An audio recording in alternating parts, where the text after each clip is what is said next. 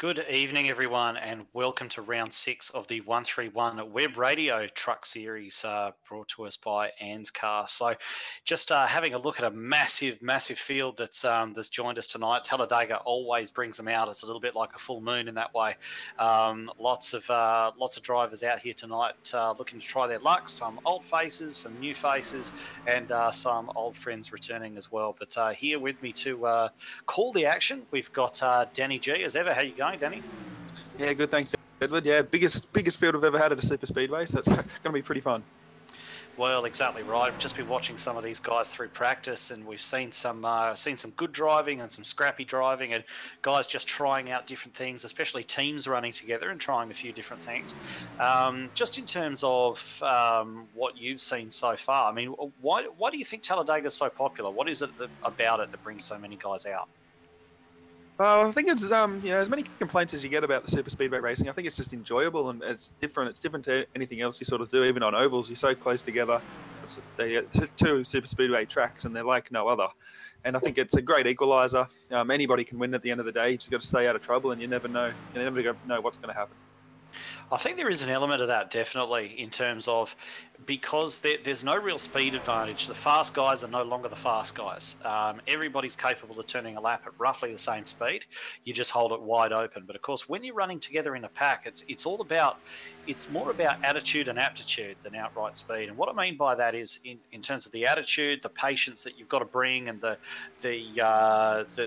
guess the not being overly aggressive and actually picking your moment, and by aptitude is also the ability to read the race as it's unfolding ahead of you, knowing who to run with and knowing who are the guys that you have to avoid. So I think a lot of people see it a little bit as something that can be anyone's race, and it really can be.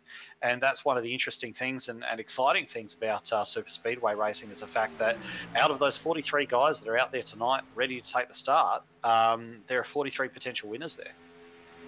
Yeah, there definitely is. And from what I've seen in practice, I mean, it's pretty hectic, but you got your teammates are working quite well together, or they're at least trying to. So I think that's going to be a big difference maker at these races. It usually is. Well, there is a few big teams running out there tonight. Lads Racing has obviously brought out quite a lot of cars. Alliance Motorsport's got quite a lot of drivers out there as well. I think most of the Riley Curtis Designs crew is out there. There's lots of guys. I think even Gavin Sadler's brought along a new teammate tonight. He usually runs in conjunction with James Robbie, but I've seen Jackson Barry out there as well, who's definitely running a very similar livery to those guys. So I do believe that there's a fair possibility that he may actually be involved in the Gavin Sadler Racing stable as well. So lots of guys there, and if they can, I think that this race is really going to be decided by two factors. It's going to be good luck, and I suppose you can factor some good judgment into there as well, but also who's able to work well with their teammates. And I think that anybody who's running alone tonight has got to form an alliance out there pretty quickly, because if they don't, they're just going to get run over by those boys that are working together. Yeah, I think you're right. You don't sort of want to be alone. There's been actually some comments made already pre-race by the drivers saying it's a big big disadvantage being out there on your own. But yeah, but at the end of these days, these guys sort of work together. They stay lined up behind each other. They can all get taken out in one wreck too. Yeah, certainly can. So just as we're about to, you can just see practice wrapping up at the moment. We have Jackson Callow sitting at the top of the standings at the moment.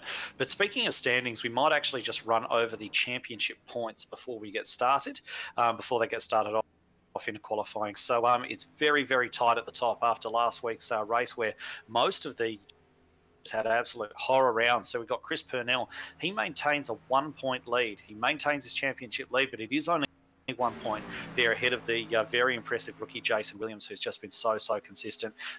Matt Danson's there in third after that absolutely dominating drive that he put in last week. And then we've got Skurlock, Callow, Walsh, Stockton, Jason Martin, who's not in the field tonight, sitting there in 8th place, and then back down to Cornwall and Wilton also. So interesting top 10, very tight and close top 10, and it is a top 10 that could all change tonight. Yeah, I think it will, to be honest.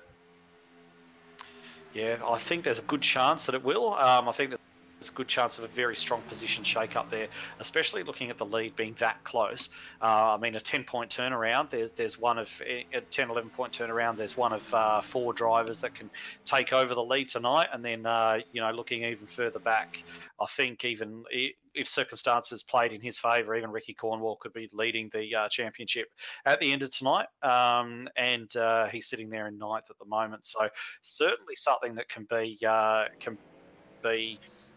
very, very unpredictable, very unpredictable. So just having a look at some of the guys heading off now for their qualifying, and we might just sitting here watching Joshua Carroll Walden actually. So he's coming out for his qualifying run. He's fairly experienced, Josh, so I would expect him to run the way that most of the experienced guys have learnt how to do here, and that's nice and high for the first for his first time lap, really getting that speed up, and then dive down to that bottom row for the for his second lap. So just taking a look at Josh, just running around at the moment. He is running around that top line. You can see him hugging onto that top line at the moment. And as I mentioned, he's probably going to keep his whole first lap like right up there.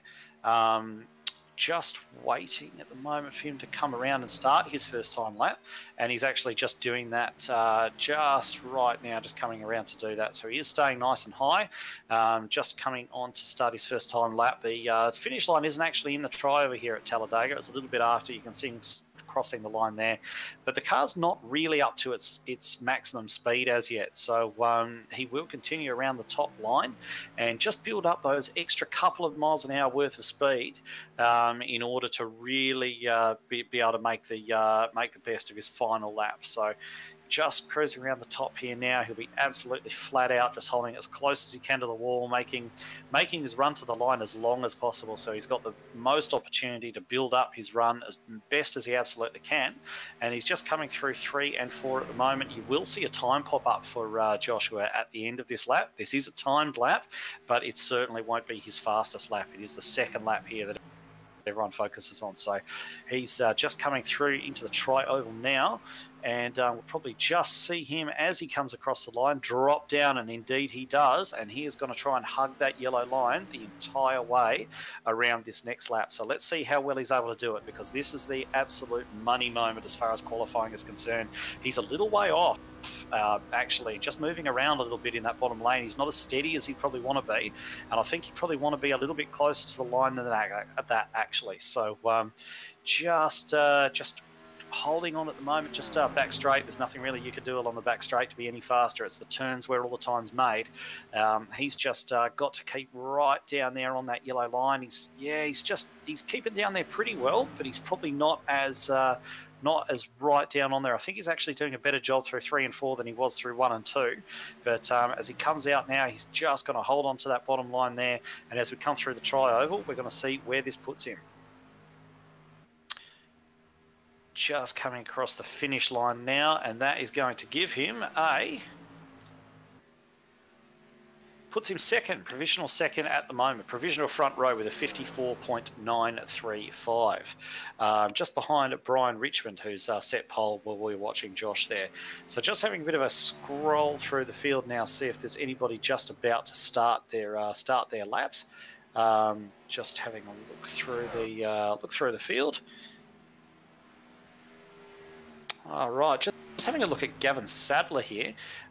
He is just taking a look through just to see exactly where Gavin is sitting. He's already set 1 lap time. He says 17th fastest, but I expect to see him do better than that on this second lap. So he is just coming along the back straight now on his second lap, really hugging that bottom line as much as he possibly can. And we're just going to see him pop through turn 3 and 4, just going to hug that bottom line as best as he possibly can.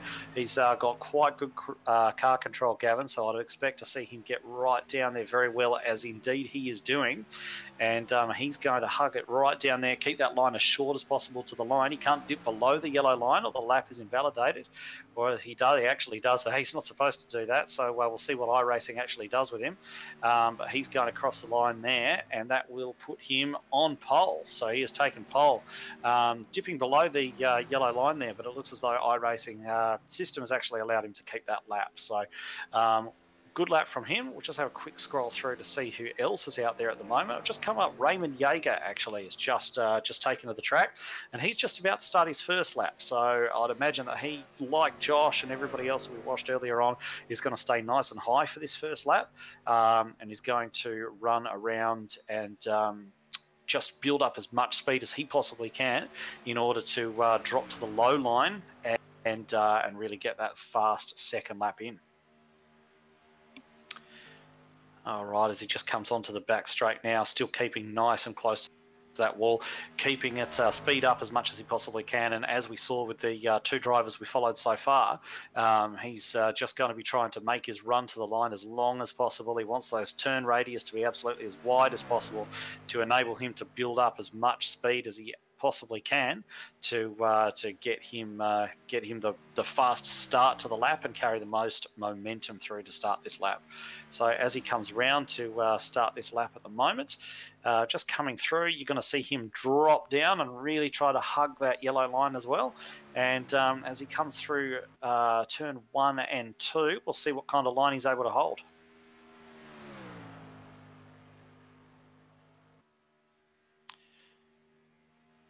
All right, so he is just holding the line quite well there, and he was quite nice and low through turn 1 and 2. So I think that he's gone quite well, and just running down the back straight now, and he's going to come up into turns 3 and 4. We'll see how low he's able to get. Just getting not quite as low as he probably want to be. He just needs to be a bit lower to get his wheels right down onto that yellow line.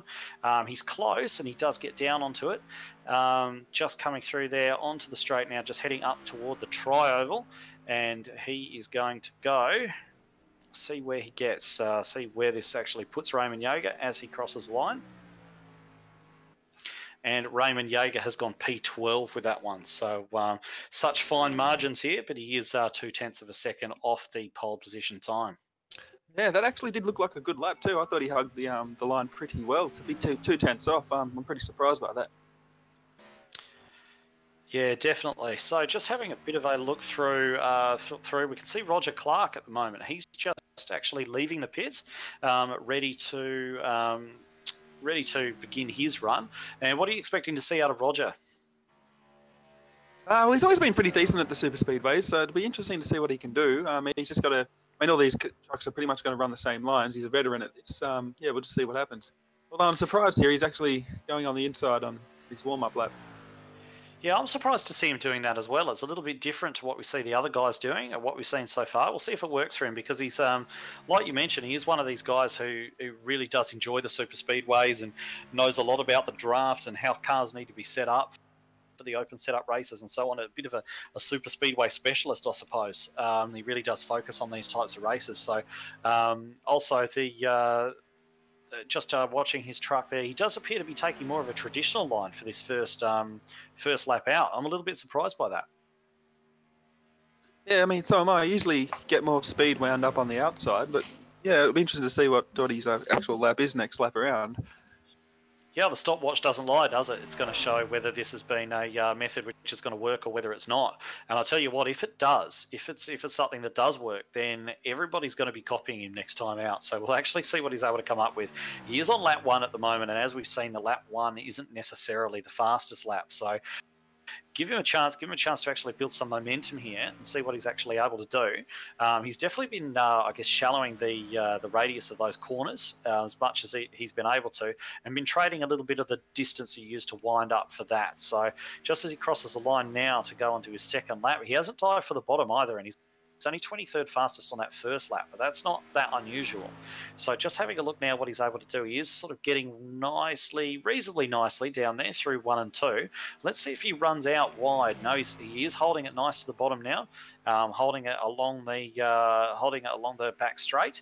It looks like he's going for a bit more of what we've seen sort of so far, but obviously the wind up to this fast lap was a little bit different to the other guys. Yeah, it was, and he pretty much stuck on 174 mile an hour down the backstretch. It didn't change at all in speed, so maybe it's not that big of a deal running the bottom. We'll see as he comes across the line here through the tri-oval.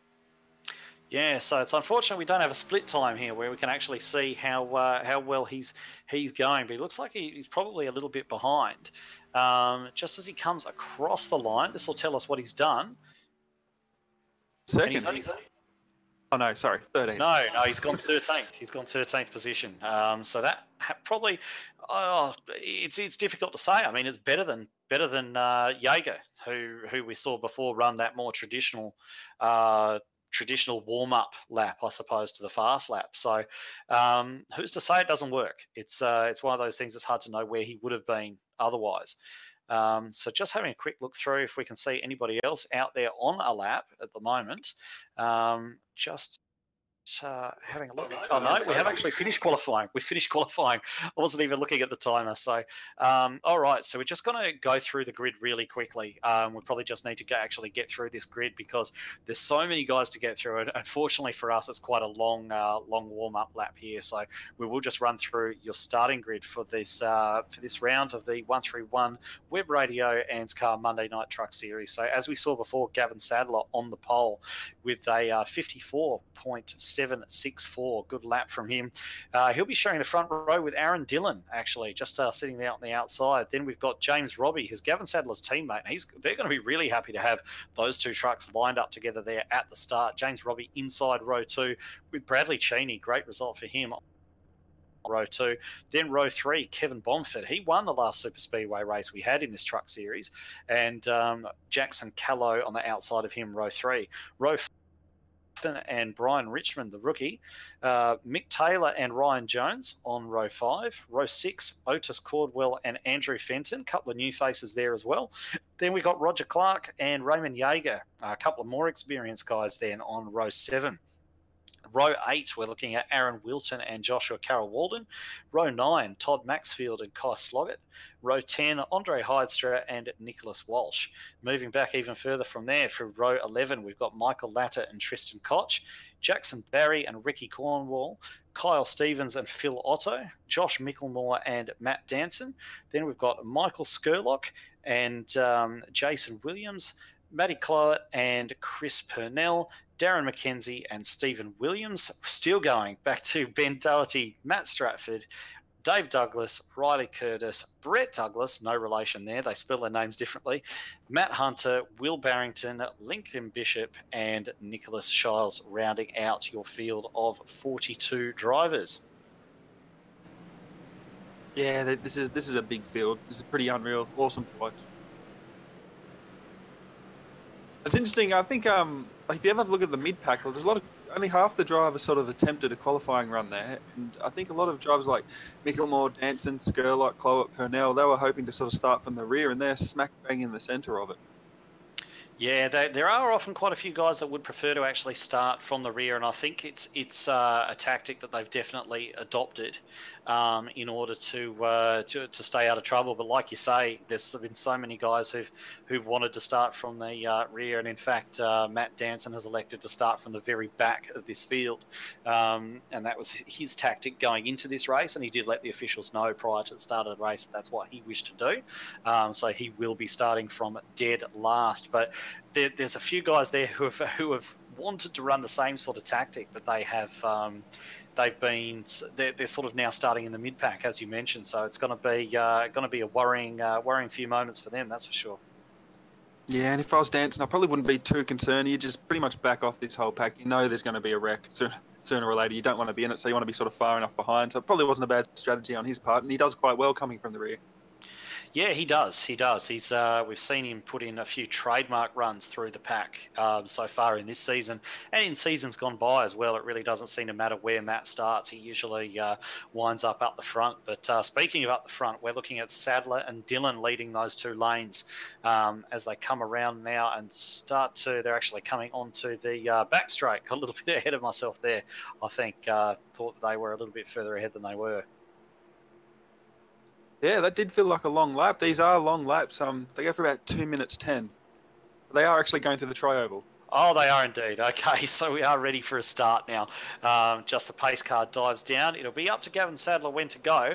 I don't think he's going to go too early because you don't want to get a big break on the pack because then they get the momentum and they're just able to run you down. So Gavin is holding the field up as expected. Smart way to go about it here at a super speedway. We do have a green flag now though, and he and his teammate James Robbie in there behind him in the number 41. They have gone together. Yeah, that was a great push. That worked out well. I'm pretty sure Callow actually got Aaron Dillon, it might have been. He got a pretty decent restart, but nobody behind him to push. And yeah, Gavin Sadler's gone. Yeah, he certainly is. But just having a look at the guys there at the front at the moment, Dylan does have a teammate behind him now. I believe that's Callow. So those guys are going to give each other a push. Looks as though Robbie just darting out of the line behind Gav Sadler as well. And don't forget about Cheney in there. He's not running with anyone tonight, as far as I know. He hasn't got any teammates in the field, but he's going to be trying to build up, I guess, a bit of a understanding with some of the drivers around him and hope to move his way forward and lead some laps here. That's for sure. Yeah, this is looking pretty organised, actually. I'm surprised. A couple of cars dropped off on the backstretch there to get out of it. But yeah, they look pretty uniform, pretty settled at the moment, 2 by 2. Absolutely. So as they come across the line for the first time, it is still the number 71 leading the way. There's 3 trucks up top though that are coming. There's Dylan Callow and there's another one back there in that in 6th position at the moment, which I believe is Brian Richmond, who's tucked in there behind those guys. And the rest of the field's stringing out a little way. There's no 3 wide or anything like that going on back there at the moment, as far as I can see. So hopefully these guys are just able to sort each other out as much as you can get sorted out at a super speedway and get some laps under their belt. Yeah, it's all 2 by 2 through the whole field. But like you say, there's some gaps in between drivers. I think we've got a wreck now. Kyle Sloggett's in the wall. Oh, yeah, and there's one happening up there as well. Looks like we've got one of the lads' trucks going head over heels as well. I only just sort of caught the end of that. But yeah, unfortunate. And to be perfectly honest, I'm surprised it took this long. Yeah, and it looks like Otis Caldwell, he sort of went up in turn 3. I'm not sure what happened there. He pushed up pretty high and straight into the back of Sloggett. That created a huge wreck. Roger Clark involved. Just, yeah, there's a lot of drivers in that. Yeah, so big shame. There's going to be a lot of guys carrying a lot of damage as a result of that one as we go under caution. Just trying to do a quick stock take, I guess, of the guys. That I know Wilton was definitely involved. Just trying to have a look through the number 44 there of, as you called it, Daniel, I think it was Caldwell. He's definitely got some damage, but he's still out there trying not to enter the pit straight away. We'll have a look to see what kind of damage he's carrying as well. There's quite a few guys with some bent up trucks. It looks as though most people got around it. Yeah, Caldwell definitely got some damage. I'm pretty sure I saw Koch or Barrington, one of the ballistics trucks, in there as well with a fair amount of damage. But yeah, it's a few guys going to be darting to pit lane. Yeah, and if some of the championship contenders do get involved in these wrecks, it does pay to stay out. Even though you're damaged off pace, it's no fun just logging laps on your own. But a lot of drivers do quit on these races. Basically, once they're banged up, they will disconnect. You can make up a lot of positions. We've already seen Roger Clark taking his truck behind the wall. Well, I mean, look at the some of the racing we saw last night in the ANZCAR series. Dwayne Priest finished 5 laps down, but still managed to finish 5th because of the number of wrecks that were in that race. So we've got a few at the moment. Just having a look at Caldwell, he's carrying a lot of damage on the front of that truck. That's going to take him some time to actually get that back out there and fixed. I think it would be, as you said, Daniel, very beneficial to stay in it. Mick Taylor is fixing a lot of damage there on pit road as well. Looks as though Nicholas Walsh has got some damage. Yeah, Wilton, as we mentioned, Todd Maxfield, Kai Sloggett. So quite a few guys involved in that one. Yeah, there was. We also got another retirement of Jackson Barry. We got a lot of the field actually stayed out during this caution period. It's pretty much a one-stop race. The tyres don't wear too much on this track, so 65 laps, so you want to run about 32, and the trucks can easily get there on fuel. Yeah, exactly. And tyre wear, as you sort of alluded to, it's not really that big a factor It's not the type of place where you have to pit all the time to get fresh tyres on it because you get such a benefit from that. There isn't so much of a benefit from having fresh tyres versus worn tyres here. Just had a look too, just in other news, Joshua Carroll Walden, who we did follow through qualifying and put up a reasonably good qualifying time. Unfortunately, his race is over. He's actually had some technical issues. Qualified 16th mid-pack, and he's unfortunately had some mechanical technical issues and has been unable to continue. So a couple of drivers dropping out already. Yeah, there is, and the longer this race goes on, the more that will sort of be the case. If there's a few more wrecks, I mean, but until that, there was like a pretty. I'm not sure what happened there between Caldwell, but when he did come up pretty high, I'm just not sure he knew Sloggett was up there. But other than those two, sort of wrecking each other, the rest of the field was actually quite settled, and I was impressed by that. Yeah, I mean, it was quite a calm start. I'm not sure if it's going to remain so calm as the race goes on, but Caldwell, of course, I mean, I didn't get a very good look at the incident myself, but Caldwell looks as though he's had a bit of possibly a bit of a rookie error there. I mean, I know he's fairly new to ANZCAR competition, so I'm not sure if he moved up or not, but if so, certainly perfectly understandable from somebody who's new to the series. So he'll learn from that and hopefully bounce back stronger and get out here again and be able to put in some good drives. Yeah, he certainly will. With no fast repairs in this series, you sort of learn pretty quickly to look after your gear. Yeah, you absolutely have to, don't you? Especially on a super speedway like this, where aero is absolutely everything. The cars run restrictor plates. They're down on power compared to what they normally run, which is what creates this big pack racing so reliant on the draft. And everything is about your aero. So if you get those front fenders messed up, you can find yourself in a lot of trouble. They can. These are long laps. We've still got another one after this to go. So that gets on the driver's nerves too. It gets frustrating just sort of running under yellow flag, and these guys will sort of want to get a lot of green flag racing in. Yeah, they certainly will. I mean, it's no fun driving around under caution, and the cautions here, because the laps are so long, and in order for everything to sort of cycle through and then to process the lucky dogs and everything like that, if there are any, and allow them to take place and facilitate everything that needs to actually happen under the caution periods, you have to run a certain number of laps under a caution, especially in order to get all the mess cleared up and allow people to recover from the accidents and so on, and everybody to get bunched up again. But because it's such a long lap here, it's so frustrating for the drivers who are out there and just want to get on and want to race. Especially, we're only working lap 5 here at the moment, being under caution, and these guys have got all this sort of pent up adrenaline and energy. They've been ready to go, and it's like a cork out of a bottle. They finally get the chance to go, and then they have to rein it all back in again and slow right down. So certainly a mental adjustment from these guys. Yeah, it is, and it might sort of be quiet on the radio now, but after a few more cautions, they'll start to get stuck into each other verbally too, which is always pretty entertaining when you're sort of behind the wheel and racing and listening to all that.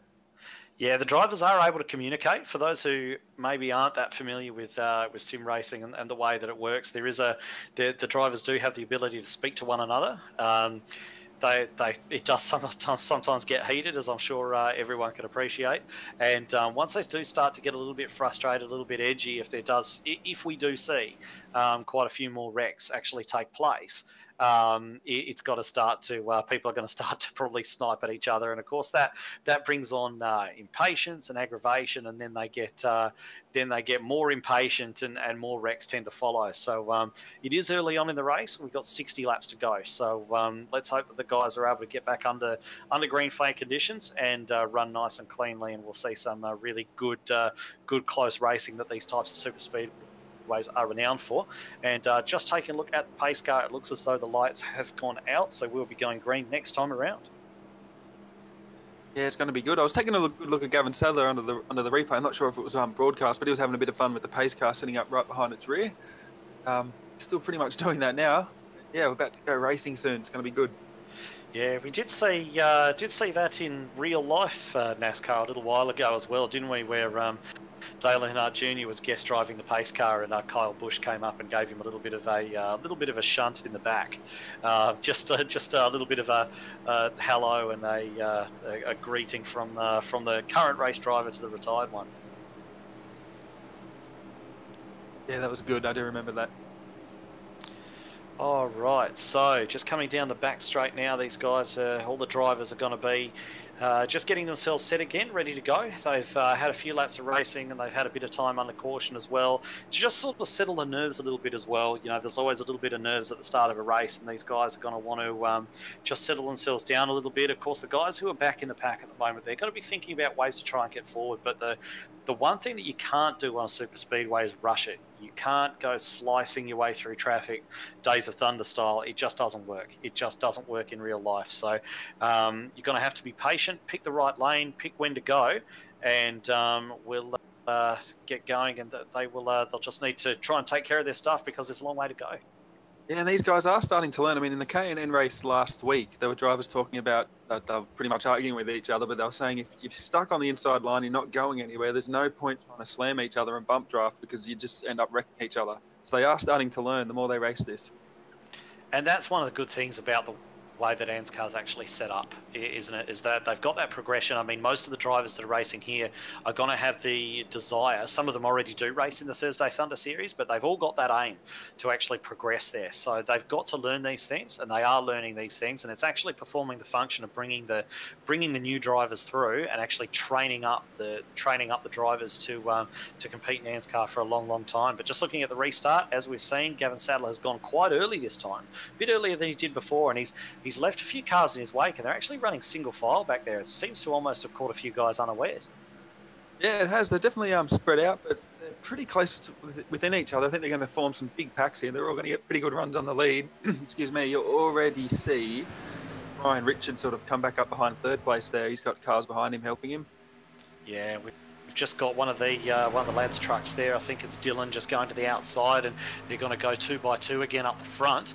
There seems to be just another pack sort of towards which has just dropped off the front pack a little bit. We're almost 3 wide back there as well. Not quite 3 wide, as we've got, I think it's definitely one of the, I think it's Stockton actually, just going around the outside of one of the others there. Just having a quick look at who that is. And yeah, we've got Callow and I think it's Dylan there running together, looking to make their way forward as well. Yeah, and the Alliance trucks of Purnell, Douglas, and Stephen Williams, they've all found each other at the back. With Dave Douglas, I think they're just going to try and ride this one out. They're all single file. Yeah, they may be a tactic to keep themselves out of trouble a little bit early on. It's certainly on for young and old up here, as we see James Robbie just try and give his teammate a bit of a shunt forward there on that inside line, just as you were saying not to do earlier on, Daniel. But we've got a line forming up the top there as well. And Bradley Cheney's actually in that lead pack as well, and he's someone who's been new to the series this time round. We've seen him make a couple of appearances in the last truck series, but he's a much more regular competitor this time around, and he had a reasonably good run in the last round at Iowa, and he's doing pretty well here tonight as well. So we'll see what he can do from that position. Yeah, we can just see James Robbie tucked up right behind Gavin Sadler, and if he keeps doing that, he's actually going to overheat his engine. He's going to have to drop off. Yeah, that's one thing as well. Once you do sit in that vacuum behind the truck in front, you do lose the air cooling into your engine. So we'll probably see James, if he is keeping an eye on his gauges, just pop out of that draft every now and again. I think he's actually trying to bump draft with his teammate, but he's not hitting him centrally. He's hit him a couple of times now on the back straight, but he appears to have actually loosened him up and actually cost him more than he's helped him. Yeah, they got a little bit of a push away. But, yeah, you got those Ladbrokes cars on the outside. They're going to get a good run. Always get a good run off the corners. Yeah, they do on the outside line, don't they? They're sticking together quite well. Having said that, you just see Callow jump out of line just quickly to get a bit of cool on his engine. But a little bit just concerned about the way in which Robbie is bump drafting Sadler. He doesn't seem to be hitting him centrally, as I mentioned before.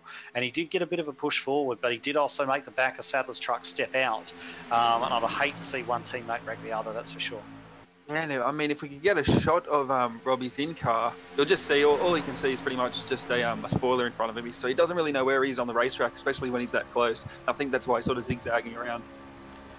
Yeah. He's right in there, and he is zigzagging around a little bit, but yeah, I mean, that's the important thing, isn't it? You can't be sort of moving laterally if you're trying to bump draft somebody. You have to be dead steady with them. It's almost like mid-air refueling that you may see the riders do. They have to be lined up. They have to be at the same speed. They have to be absolutely perfectly in position to do it. And if they're going to do it, they've got to do it, and they've got to do it right, because otherwise he's going to wind up turning Gavin out of the lead of this race.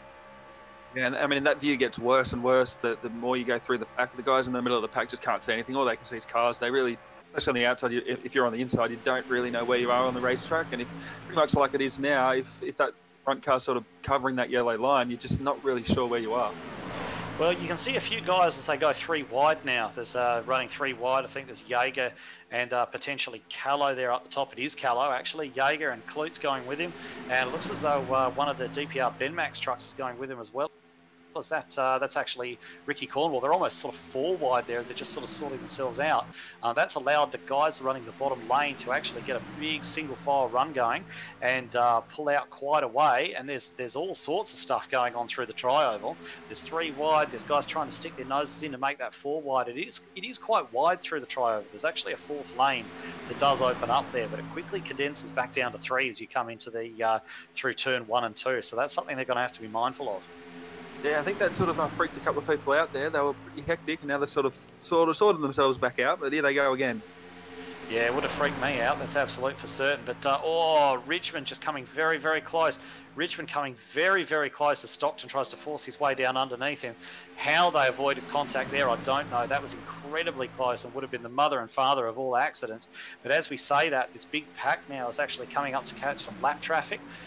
One of them looks like Barry's just dived down off. Looks like Otto's stayed up way up top as well, and he's sort of dropping back through the field as well. Doesn't look like he's carrying that much damage, Otto. It could just be that he's running on his own. He's so speed deprived there, but he's gone a lap down anyway.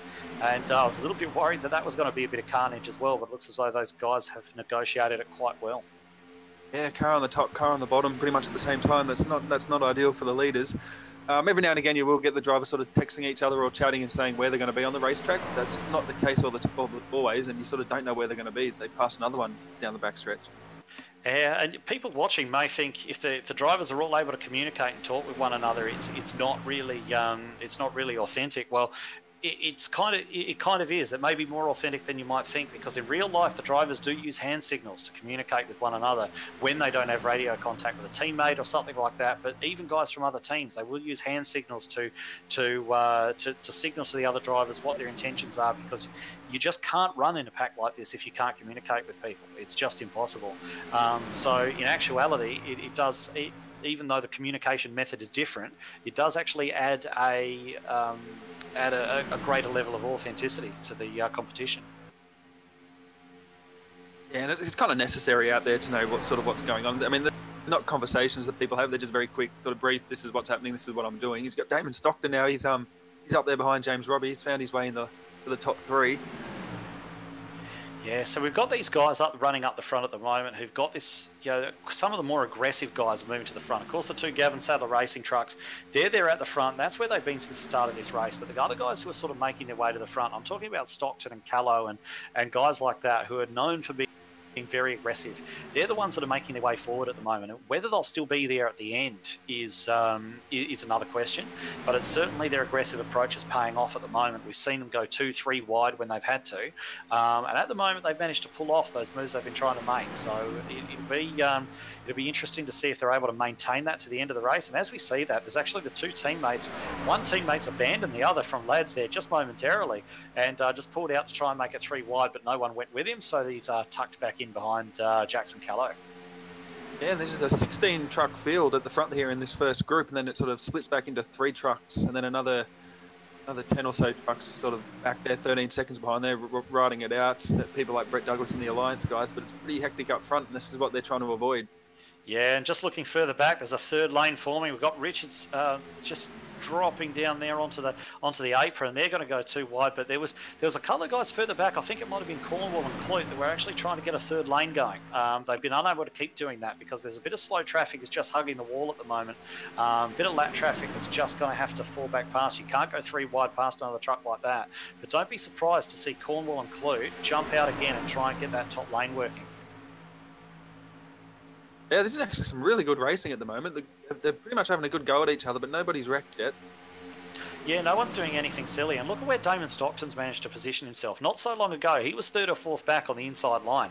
Now he's leading the top line, and he's going to get pushed by those two lads trucks. And I believe his teammates is Ricky Cornwall's in that line as well, a couple of trucks back, and they're making that high line work. And we may be able to see just at this stage we may be able to see if he can actually get a decisive lead ahead of Gavin Sadler, who's led from the outset.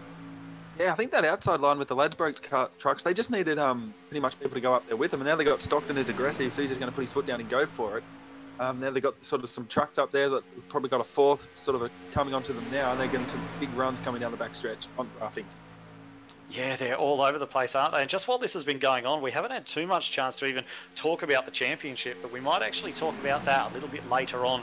Once if the caution comes out again, we might actually just have a bit of a chat and let you know where everyone's sitting as far as the championship is concerned. But at the moment, just having a look at the number 47 truck of Brian Richmond, looks as though he's having some connection issues. He's just blinking in and out.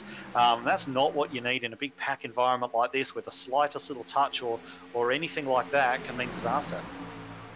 Yeah, they're actually chatting about it now on the radio, just telling him that his connection's not that great. So they're aware of it, and there's actually sort of pulled off around him and backed away from him. Yeah, it seems to have settled down now, so hopefully whatever that was only sort of momentary and it doesn't come back. There's also a lot of walking wounded around the track at the moment. There are some guys who followed your advice from earlier on, Danny, and they are just trying to roll around and get those damaged trucks home, not knowing what positions they're going to be able to pick up later on. It's going to be frustrating for them. It's going to be frustrating for the leaders too, to be not able to make these passing moves that they may want to make, or start these extra lines up, because they're continually having to all squeeze underneath or above, or just to get around these slower, damaged off the pace trucks. Yeah, and there's going to be a couple other frustrated people, I think, like Matt Danson and Mitchell Moore. They're pretty much at the back of everybody. They're sitting there 33rd, 32nd position. They're riding this out with clean trucks, but when they sort of get these green flag laps, they're losing like 1 or 2 seconds a lap. It's only going to take another 20 laps, and they're pretty much going to be fighting to be on the lead lap. Yeah, and that's the risk you take, isn't it? I mean, they took that strategy of starting at the back and running together and keeping out of trouble. And certainly, we got one into the wall. Stockton into the wall. Stockton has gone into the wall, and this could be the big one. Stockton has gone into the wall. Yeah, it looks like Aaron Dillon got involved. Jaeger, Andre Hydestra. Did Callow get into the back of Stockton there? He did indeed. Callow's got right into the back of Stockton, who's bounced off the wall, come down, taken Dillon. And so Callow's going to have no one to run with now, because he's taken his own teammate out in that. And that's unfortunate for Stockton, who was running right at the front of that pack. Yeah, just having a look. It does look. What do you think, Daniel? It looks to me as though Callow's got into the back of Stockton there. Yeah, it was just a badly timed bump drive, pretty much on the entry into the oval. Turn 3 into the corner. And yeah, Stockton, that's his night over. That's a few more trucks out of the race now. Yeah, so Stockton's there. Mick Taylor's still in the pits after that first accident. Kyle Stevens was caught up in that as well. There's a few guys carrying a bit of damage. I'm just trying to go through. Todd Maxfield's carrying a bit of damage, but not too much. Aaron Wilton, he was already damaged from that first incident.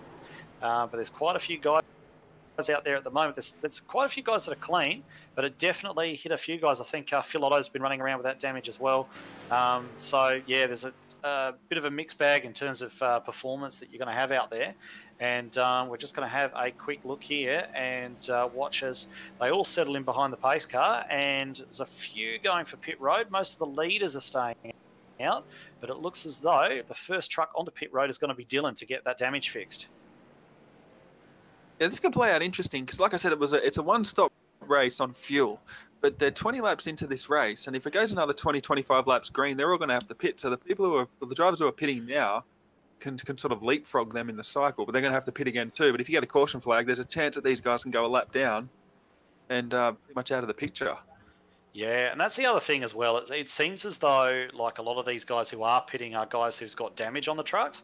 So it could well be that these guys, even though there could be a bit of strategic advantage in what they're doing, it may not actually assist them in the greater scheme of things because they're just not going to have that speed to get it done. Just watching Darren McKenzie, who's been to the pit lane in the number 75, he's carrying a lot of damage on the front of that truck. It looks like he's just stopped momentarily. It was a pretty fast stop, so I don't think he's actually got too much of that damage repaired. He may just be looking to try to do his best to stop going a lap down and just live with what he's got. Yeah, I think it was just the 43 of Tristan Koch who didn't have any damage. He got a touch of rear end damage, but he looks like the cleanest truck that was on pit road. And that's interesting, actually, to see Koch doing that as someone who's not carrying a lot of damage, because the ballistic racing team that Will Barrington runs, and that includes Tristan Koch, of course, we've seen them before running some fairly brave pit strategies. We've seen them staying out when everyone else has dived to the pits and taking a net gain out of that. And quite often we've actually seen those strategic gambles that these guys have taken actually paying off for them. So I wonder if this is going to be another one of those from Tristan Koch where we actually see him make a net gain out of this strategy that he's running. Because as you say, you outlined earlier on the potential strategy bonus of pitting now. And with a clean truck, as Koch's almost is, then there could be a big benefit to it.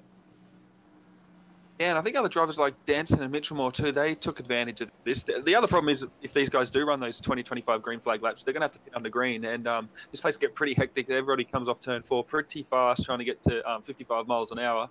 It's also always pretty entertaining watching these guys peel off and try and get pit road together. Yeah, it certainly is. But just keeping an eye on now some of the big movers. And I guess the biggest mover that we've seen so far is Matt Stratford.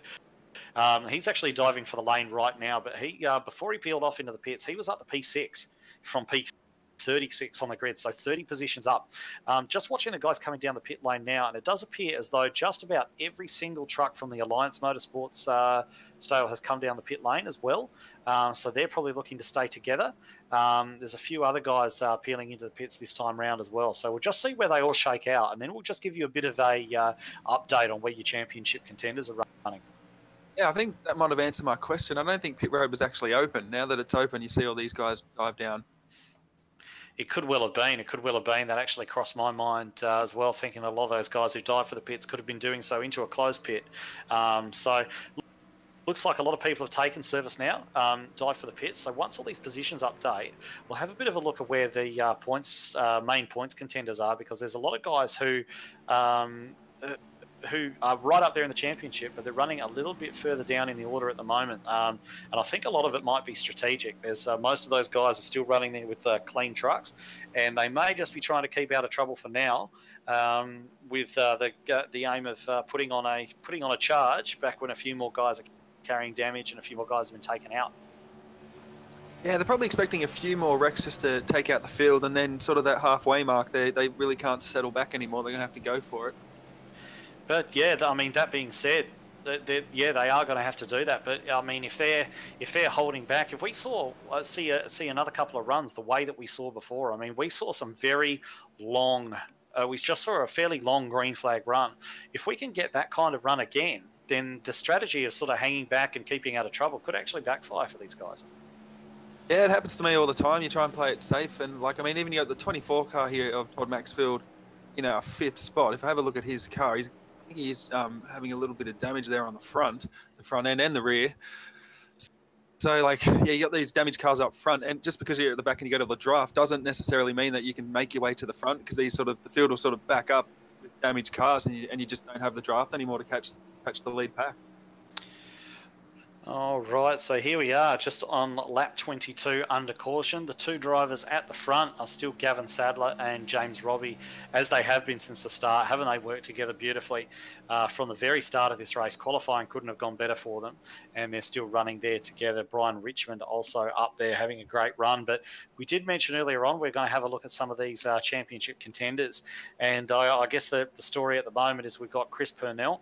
He's down there. He's our championship leader. He's down there in 18th place at the moment. They're all running down the pit lane again, the Alliance trucks. And I think the reason they may be doing this is to get themselves all together. I think they all want to be together.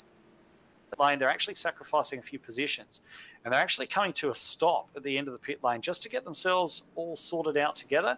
And I believe that all of those Alliance trucks want to be together. They want to be in a line. They want to. They want to be running with friends to try and make their way through this pack. So he's sitting down there, Chris Purnell, in 19th position at the moment. He's there with Stephen Williams, his teammate. Skurlock's there as well. Now, Cal, he was, as we saw, he was involved in that last incident. Didn't seem to pick up too much damage from it. He's running there in 13th at the moment. He's got a teammate behind him as well. Just having a look back to see which one of those guys that is, and that's Nick Walsh. So those two are going to be able to run together as well. And the interesting thing to keep an eye on also is Jason Williams, who's only 1 point off the championship lead at the moment. He's running back there in 23rd position, but he's got Dave Douglas and Riley Curtis, his two teammates, running there right behind him. So a little bit of team strategy coming into play this time. Just while I watch the guys sort themselves out, ready to go, we'll notice that Gavin Sadler and James Robbie, the teammates, have been forced apart. They've been forced to actually go high line and low line and split themselves. So what effect this actually has on the great run that they were having, we'll find out shortly. Yeah, we will. I think the only Alliance truck that's sort of up there is Kevin Bomford in 7th, and he's just got track position, so he's not going to fall back to his teammates at this stage of the race. Yeah, I think that if these two guys at the front, they'll probably coordinate with each other on the radio, but like private radio, and so that Robbie can jump back in line. Yeah, I'd say they probably will. I mean, that's certainly what you'd want to do in that situation. So I think that Gavin will probably let Robbie know when he's going to go. And yeah, just allow Robbie to jump back in behind him because he doesn't want anybody else in there behind him. He doesn't want that duo to get split up. And in terms of Bomford as well, I mean, it's the rest of his teammates' job to catch up to him. I don't think that he's going to be giving up that good position to slot back in there with his teammates for a result that might not happen. So they are away now. Gavin's taken them off the start, and Robbie's just going to try his very best. In fact, he's not slipping in behind his teammate yet. Looks like he may do it now, though, and he just comes down and he cuts off. Oh, Richmond. Oh, so close. Richmond sticks his nose in there, and that partnership we had at the front of the grid in the Gavin Sadler Racing partnership has been broken. Robbie is no longer up there behind his teammate and is sticking to the outside. So we're actually going to see two lines forming here, each headed by a member of the same team. Yeah, I think the 47 did the right thing, though. He Robbie was giving him room. He didn't really know where he wanted to be on the racetrack. He was hesitant to come down, and the 47 just took that position and broke those two up. And it's just a little bit of a pack forming on its own at the moment. This top five running side by side is just sort of checked out and just left the next pack that's being headed by Darren McKenzie there, who is carrying a bit of damage, as we mentioned, just a little bit further behind. So I'm not sure if McKenzie's going to be holding those guys up, carrying that damage, and people are going to move around him and then catch back up to the front, or whether or not that's just a break that's taken place and we'll see them sort themselves out. Yeah, and this is sort of the time of the race. We're getting to the midpoint where they do settle down. And these sort of smaller packs do form. I think if James Robbie can get out the front of Gav Sadler, he will sort of drop down and them two can hook back together again. Yeah, will he be able to do that? He's getting a nice push behind from Cheney. They just need to be able to sort themselves out and run together. And it looks as though Robbie is trying to do that. Robbie has done that. And I tell you what, that was that was close. That was very, very close, but they've got it done. Yeah, so we'll see if these two can hold the inside line again. I think it'll work for now because you got 3 on the inside, 2 on the outside. But meanwhile, this pack behind them, led by Foot, they're catching them as well. Yeah, they certainly are. So just keeping an eye on this lead pack at the moment. The two Gavin Sadler Racing cars are in there together. Once again, as we mentioned, we've got the outside line being led by Cheney at the moment. And Cheney's actually got the 24 up behind him of Todd Maxfield, who we haven't seen too much of tonight, but he's sort of been just quietly working his way up towards the front as well. Unfortunately, he hasn't got any team help there, but he has got another car, another truck just coming up there to join him in that top lane as well. A few guys just sort of filtering towards that top lane now as well. Looks as though they're going to get a bit of a line going and try and push around the outside of these guys on the inside there on the low line and potentially get a decisive move made for the lead. Yeah, and it didn't take long for the 8 trucks behind them to catch up. They were pretty much single file down the backstretch through 3 and 4, and they've caught on the back of this too.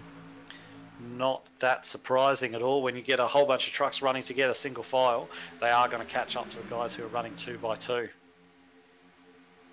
Yeah, and they were actually teaching each other that in the K&N race too last week. So yeah, I do see a lot of familiar faces from that race to this race, and they're definitely taking all that advice, and it's working for them. Yeah, it certainly is. So we're back to 2 by 2 at the front. We're back to pretty much the status quo. A lot of guys still in with a opportunity of winning this one. It's do anyone's race, really. They're starting to get a bit aggressive and a bit jostly there in a few places. That top line, they're starting to move around quite a lot. It's I'd almost advise them to sit and work together at the moment, but it looks as though they're almost looking to try and drive over the top of one another rather than push each other around the outside there, which will be exactly what those Gavin Sadler racing trucks want. And you can see how just a quick mention here of Brian Richmond, who's sit there third in line at the on the low line there in the number 47. He's doing an excellent job. He's been at the front throughout, and he's only joined ANZCAR very, very recently. So we've seen a number of really impressive, we'll call them rookies. I obviously don't know how much official racing he's done or racing in other leagues or everything, but as far as ANZCAR, he's a rookie. And he's doing an excellent job here. So I think if he can bring this home, he's yet another very impressive rookie. We've got a wreck on track, actually, just as I'm saying that.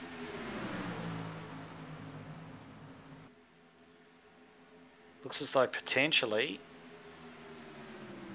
Will Barrington definitely involved in that. Didn't get to see too much else of who else was involved in that one, but Will Barrington definitely involved.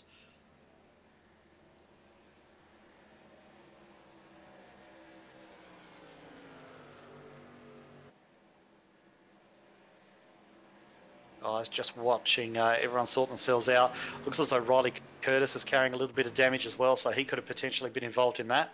But certainly happened a little bit further back in the pack. I didn't get a great view of it myself. No, I don't either. All these cars sort of flash out for me. Unfortunately, I can't see what's going on. All right, so we know there was definitely a wreck sort of towards the back of the field, which is definitely involved Barrington. I think definitely involved Curtis as well, we can say for sure. So they're under caution again, and they're just forming up there behind the pace car. Bradley Cheney has got that second place away from Gavin Sadler, just as they're forming up behind the pace car. We'll see if they're going to go to pit lane. I think that most of these guys here up the front, did they go to pit lane first time? No, they haven't. I don't believe they did, no. All right, so we'll see that they're probably going to head to pit lane this time, I would imagine. I wouldn't bank on it. Just having a look at the runs we've been getting, I wouldn't bank on them being certain of getting more cautions, but track position being so important here, it's almost a matter of when do you do it. They got to pit at some stage. Cheney slides off. Cheney dives down into the pits and takes a few guys with him. And it looks like the Gavin Sadler trucks have stayed out. Just having a quick look at pit lane now, just following Cheney down the pit lane, actually. Looks as though Richmond has come in. Richmond has come in. He's actually looks as though Todd Maxfield's tried to turn across the front of him and gone straight into the pit wall as well, which will impress him not at all. There's as if there's not enough action on track. We've got guys getting into each other in the pit lane as well. Yeah, it's just that fear from, I think, Sadler and his teammate James Robbie. They're just they need to be at the front. They don't want to go back into the mid pack, but we're pretty much halfway, so it's an ideal time to stop. Yeah, I mean, with hindsight, you'd almost stop on the first opportunity they had. Just watching Cheney leave pit road now, and he's done well to get back out there. But he's going to start right down the back, and with the positions being so crucial here and being so hard to make up spots, the two Gavin Sadler trucks, they obviously want to protect their lead and stay up the front and not drop back.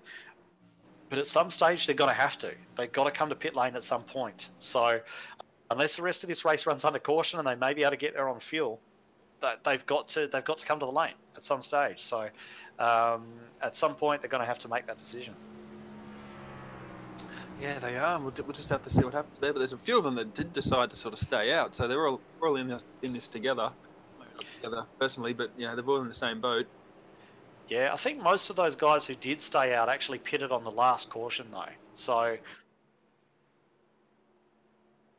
I think everybody bar Sadler and Robbie have actually made their pit stop now. So those two trucks are definitely protecting that front position. They want to be there at the front. They want to stay at the front. But as we mentioned, unless we get a ton more cautions, they're going to have to pit at some point. They're going to have to come down the lane. And this is the bad thing for them, because everybody else has pitted. And most of those trucks now are going to have enough fuel to get to the end of this one. Sadler and Robbie have got to pit. They still have to pit. which is going to put them right to the back when this happens, with no guarantee that the guys in front of them have to pit again. So I'm not sure if it's possibly been a mistake by those guys to stay out. Yeah, from my glance and sort of view, I think it is a bit of a mistake, but we'll never know. We'll see. They work together, they can sort of come back up. Just pretty much, I think they're going to hope for another caution flag. They definitely don't want to be pitting under green. No, certainly not. But I mean, if they're gambling on another caution, which I think is likely to happen. But if they pit and everybody else stays out, they're going to be at the back of the pack anyway. So it's going to be very, very hard for them to fight their way through from there, especially when you've got the big teams like Alliance who've got just about all of their trucks lined up. I mean, if anyone's going to come through, it's them. It's not going to be two trucks trying to work together. So against the might of 6 or 7 of them. So it's going to be a tough ask. They've put themselves in a bit of a tough position here. They could know something that I don't, and it could be an absolute masterstroke. But I'm just looking at it on face value at the moment. I think they might be in a bit of trouble. Yeah, and these Alliance guys, they're still sort of hovering at the back here, but we're halfway through this race. It's pretty much go time now. It'll be pretty fun to watch these guys come through the field. Yeah, but when you say they're sort of at the back, they're not that far down. I mean, we've got Skurlock, Purnell, Douglas, and Stephen Williams all running there together, just on the fringes of the top 10. So, they're in the top quarter of the field, just about. So hopefully they're able to sort of, for their sake, they're able to get something done. Their priority is going to be to get Purnell as far up the field as possible. He's the team leader. He's also the championship leader, and their priority has to be to get as many points as possible for Purnell on a day like today, which has actually got seeing Jason Williams down there in 19th position at the moment. Yeah, and I think we'll see them sort of motor on by on the outside. I think that they're the lanes that are pretty much going to get the run. The inside's usually much covered, but you're going to have four Alliance cars here now in the top 12, and I expect to see them come to the front. And let's not forget, we've got a couple of quality drivers sitting back there that we haven't spoken about much at the moment, and that's Matt Danson and Josh Mickelmore. They're sat back there in 23rd and 24th position at the moment, and they are perfectly capable drivers. Both of them are race winners, reasonably regular race winners, and they just seem to be sitting at the back at the moment and just keeping out of trouble. They haven't made their move yet. I guarantee you they're thinking about it. They're thinking about when is it go time? When do they start to pick their way through? And I'm going to keep my eye on those guys, and everybody should as well. Keep an eye on when they decide to start actually making their move forward and making a run for the front, because when they do, you can guarantee if there's any group of two that can actually get it done, it's going to be those two. Yeah, they will be fun to watch coming through the field. And yeah, halfway, I think they're going to have to do it pretty soon.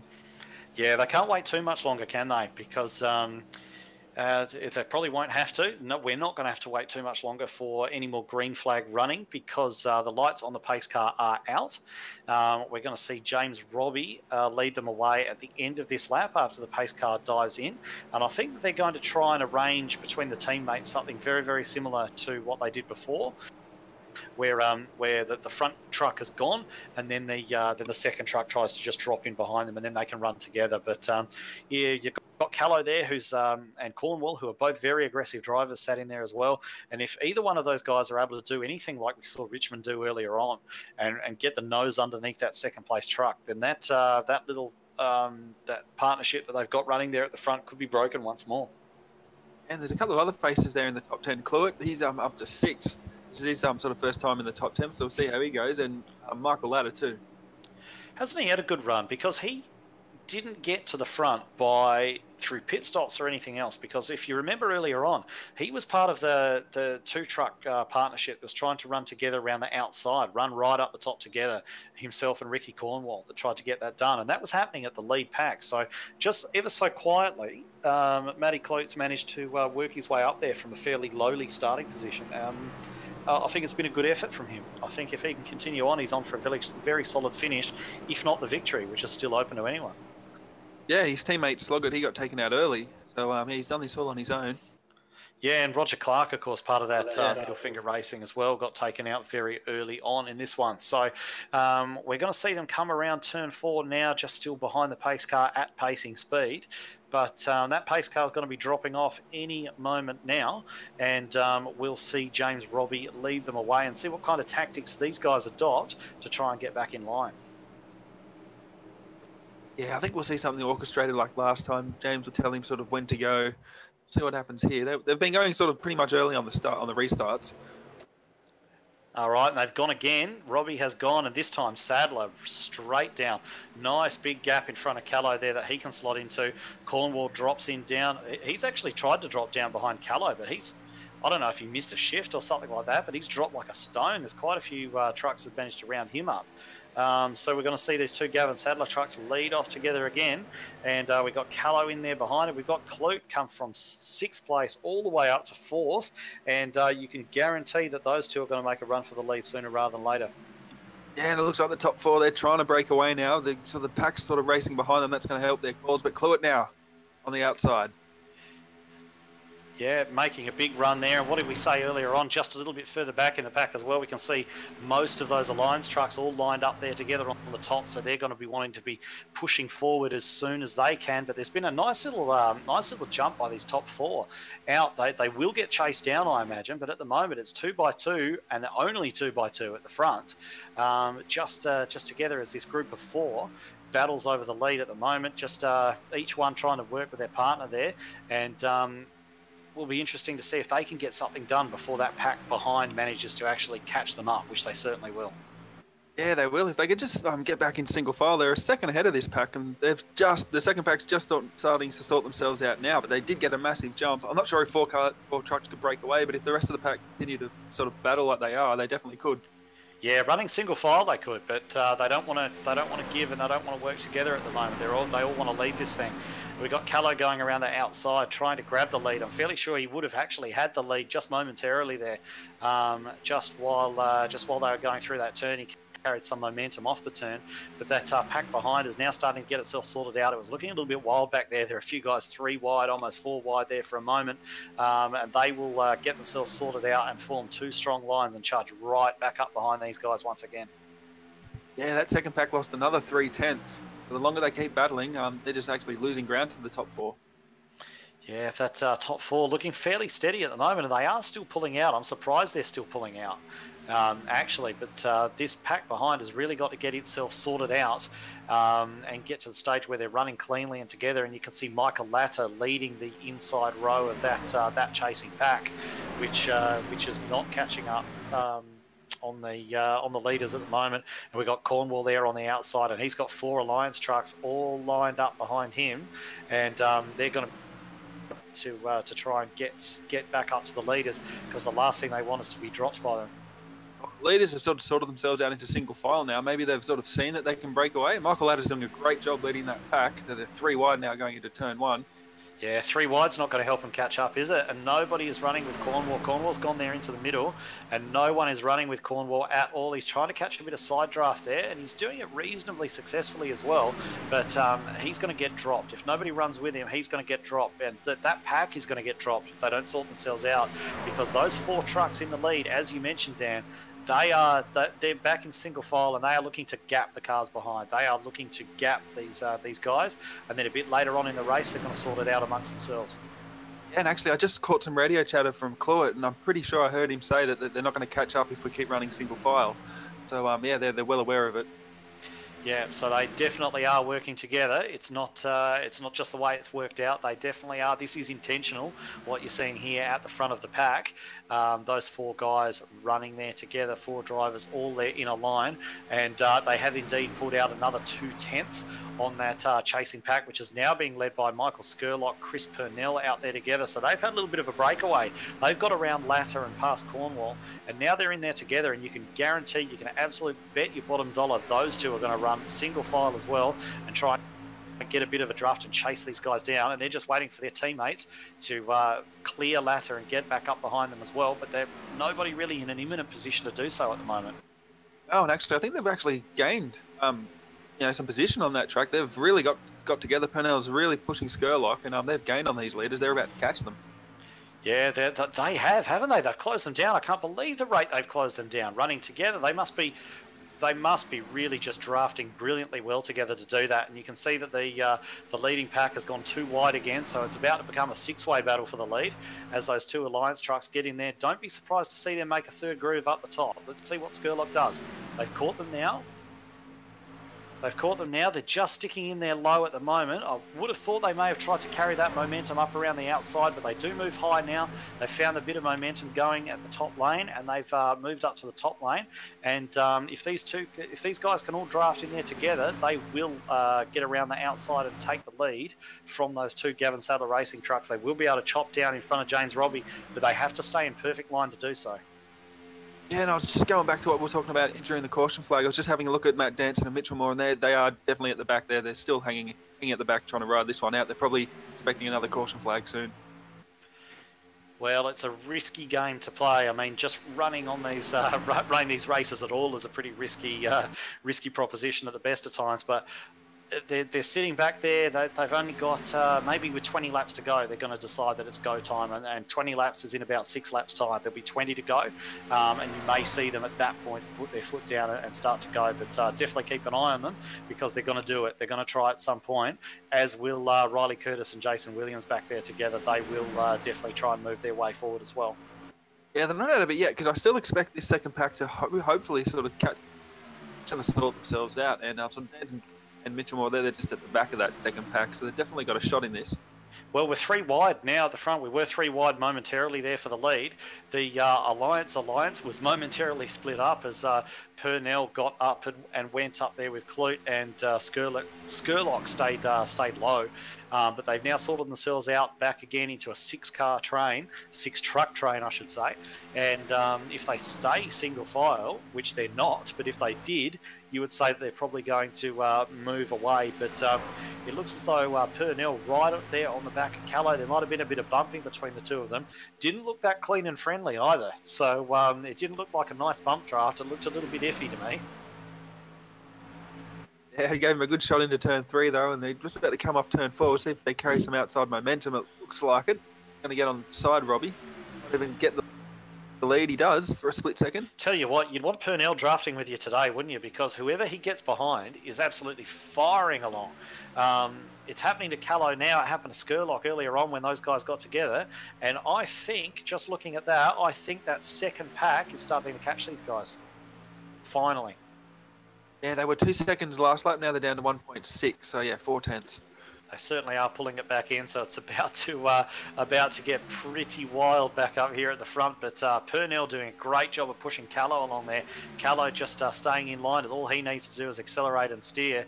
And Clute giving them good help there as well. Skurlock just slotting in there behind Clute.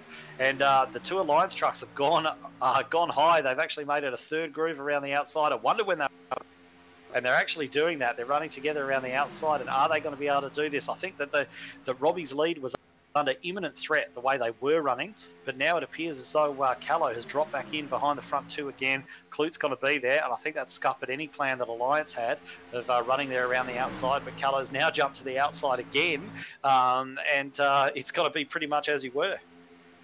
Yeah, it'll be interesting to see if Callow and actually Clute do hook up and sort of try and work together, because they're the only two without teammates out there, so if they can hook up together and try and work together. It didn't look like it happened there, but I think Callow was just defending his position. He's got a great run, getting some draft off the lap car, but a good run into turn 3.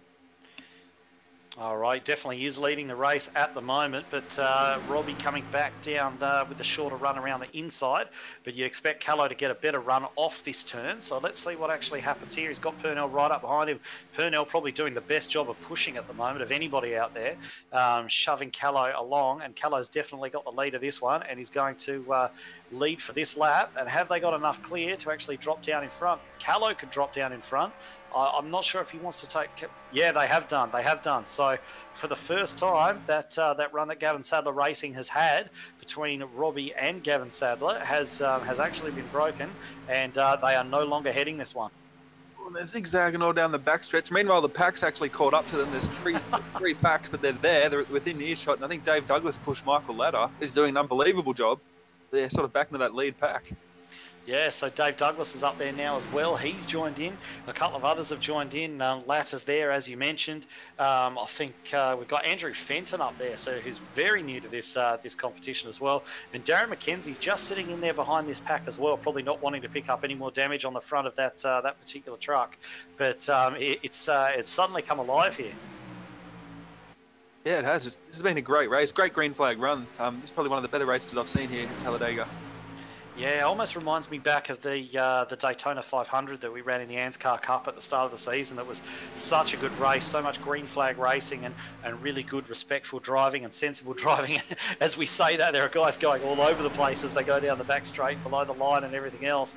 Yeah, it's been a really good one so far, and I hope we get an absolute grandstand finish to it because it's certainly worthy of it. Yeah, I think we will. Yeah, sort of the pack's sort of broken up there for the lap cars in between, but I don't think the lap cars got too much damage, so they're actually going to be on pace with the rest of the pack too. So it's actually got bigger. Yeah, absolutely. So those two Gavin Sadler trucks still staying together as Callow leads this one. Looks as though Purnell has pulled out and has actually opted to drop in behind Skurlock. I think the reason that he's done that is that he's been really good at pushing so far in this race. Whoever he has been pushing has moved immediately to the front. We saw it with Callow earlier on. The only reason Callow's leading this one at the moment is a great push he got off Purnell. And I think that's what they're trying to organise again amongst the Alliance trucks. We've got Purnell pushing Skurlock, and I think he's just got that ability to manipulate what's going on with the draft, and is going to be looking to push Skurlock to the front now. Yeah, he's seeing a lot clearer with that virtual reality that he's racing with these days. Yeah, he's certainly doing a very decent job there, and a shout out to Michael Ladder as well. I mean, I don't think we've ever seen him running this high, and he's up there in P7 at the moment and looking really rock steady, doing a great job. So hopefully he's able to pull home a decent result today as well. You just don't know, do you? Like we said at the start of the race, it's anybody's game. All right, so as we can see, they've pretty much formed into 2x2.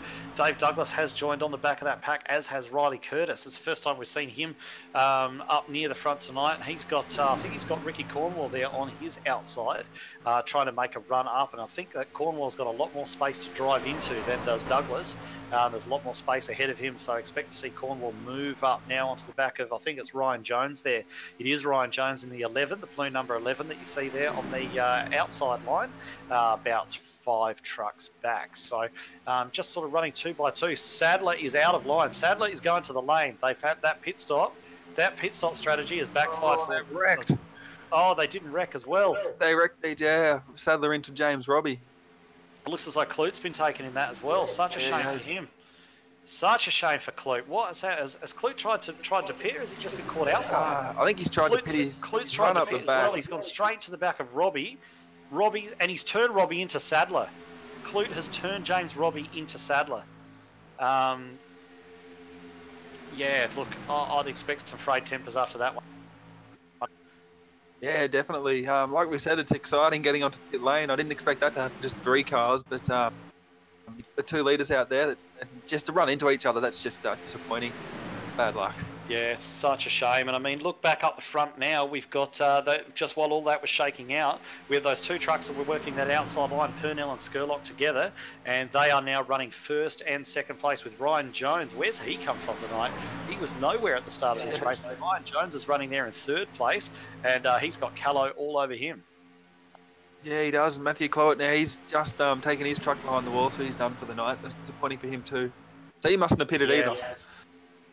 Yeah, big shame for those drivers, because as we said earlier on, that strategy didn't look likely to play out, and it hasn't played out. So it's been left to these guys who did take that early pit stop, and both of those Alliance trucks looking very, very solid at the moment. They're going to come under threat. Guys are going to challenge them, but if those 2 are able to get along the way that if they're able to carry the sort of speed that they carried when they were actually catching up to that pack. Remember when they broke away just on their own, and they broke away from that 2nd pack and just bridged the gap to the 1st pack so quickly?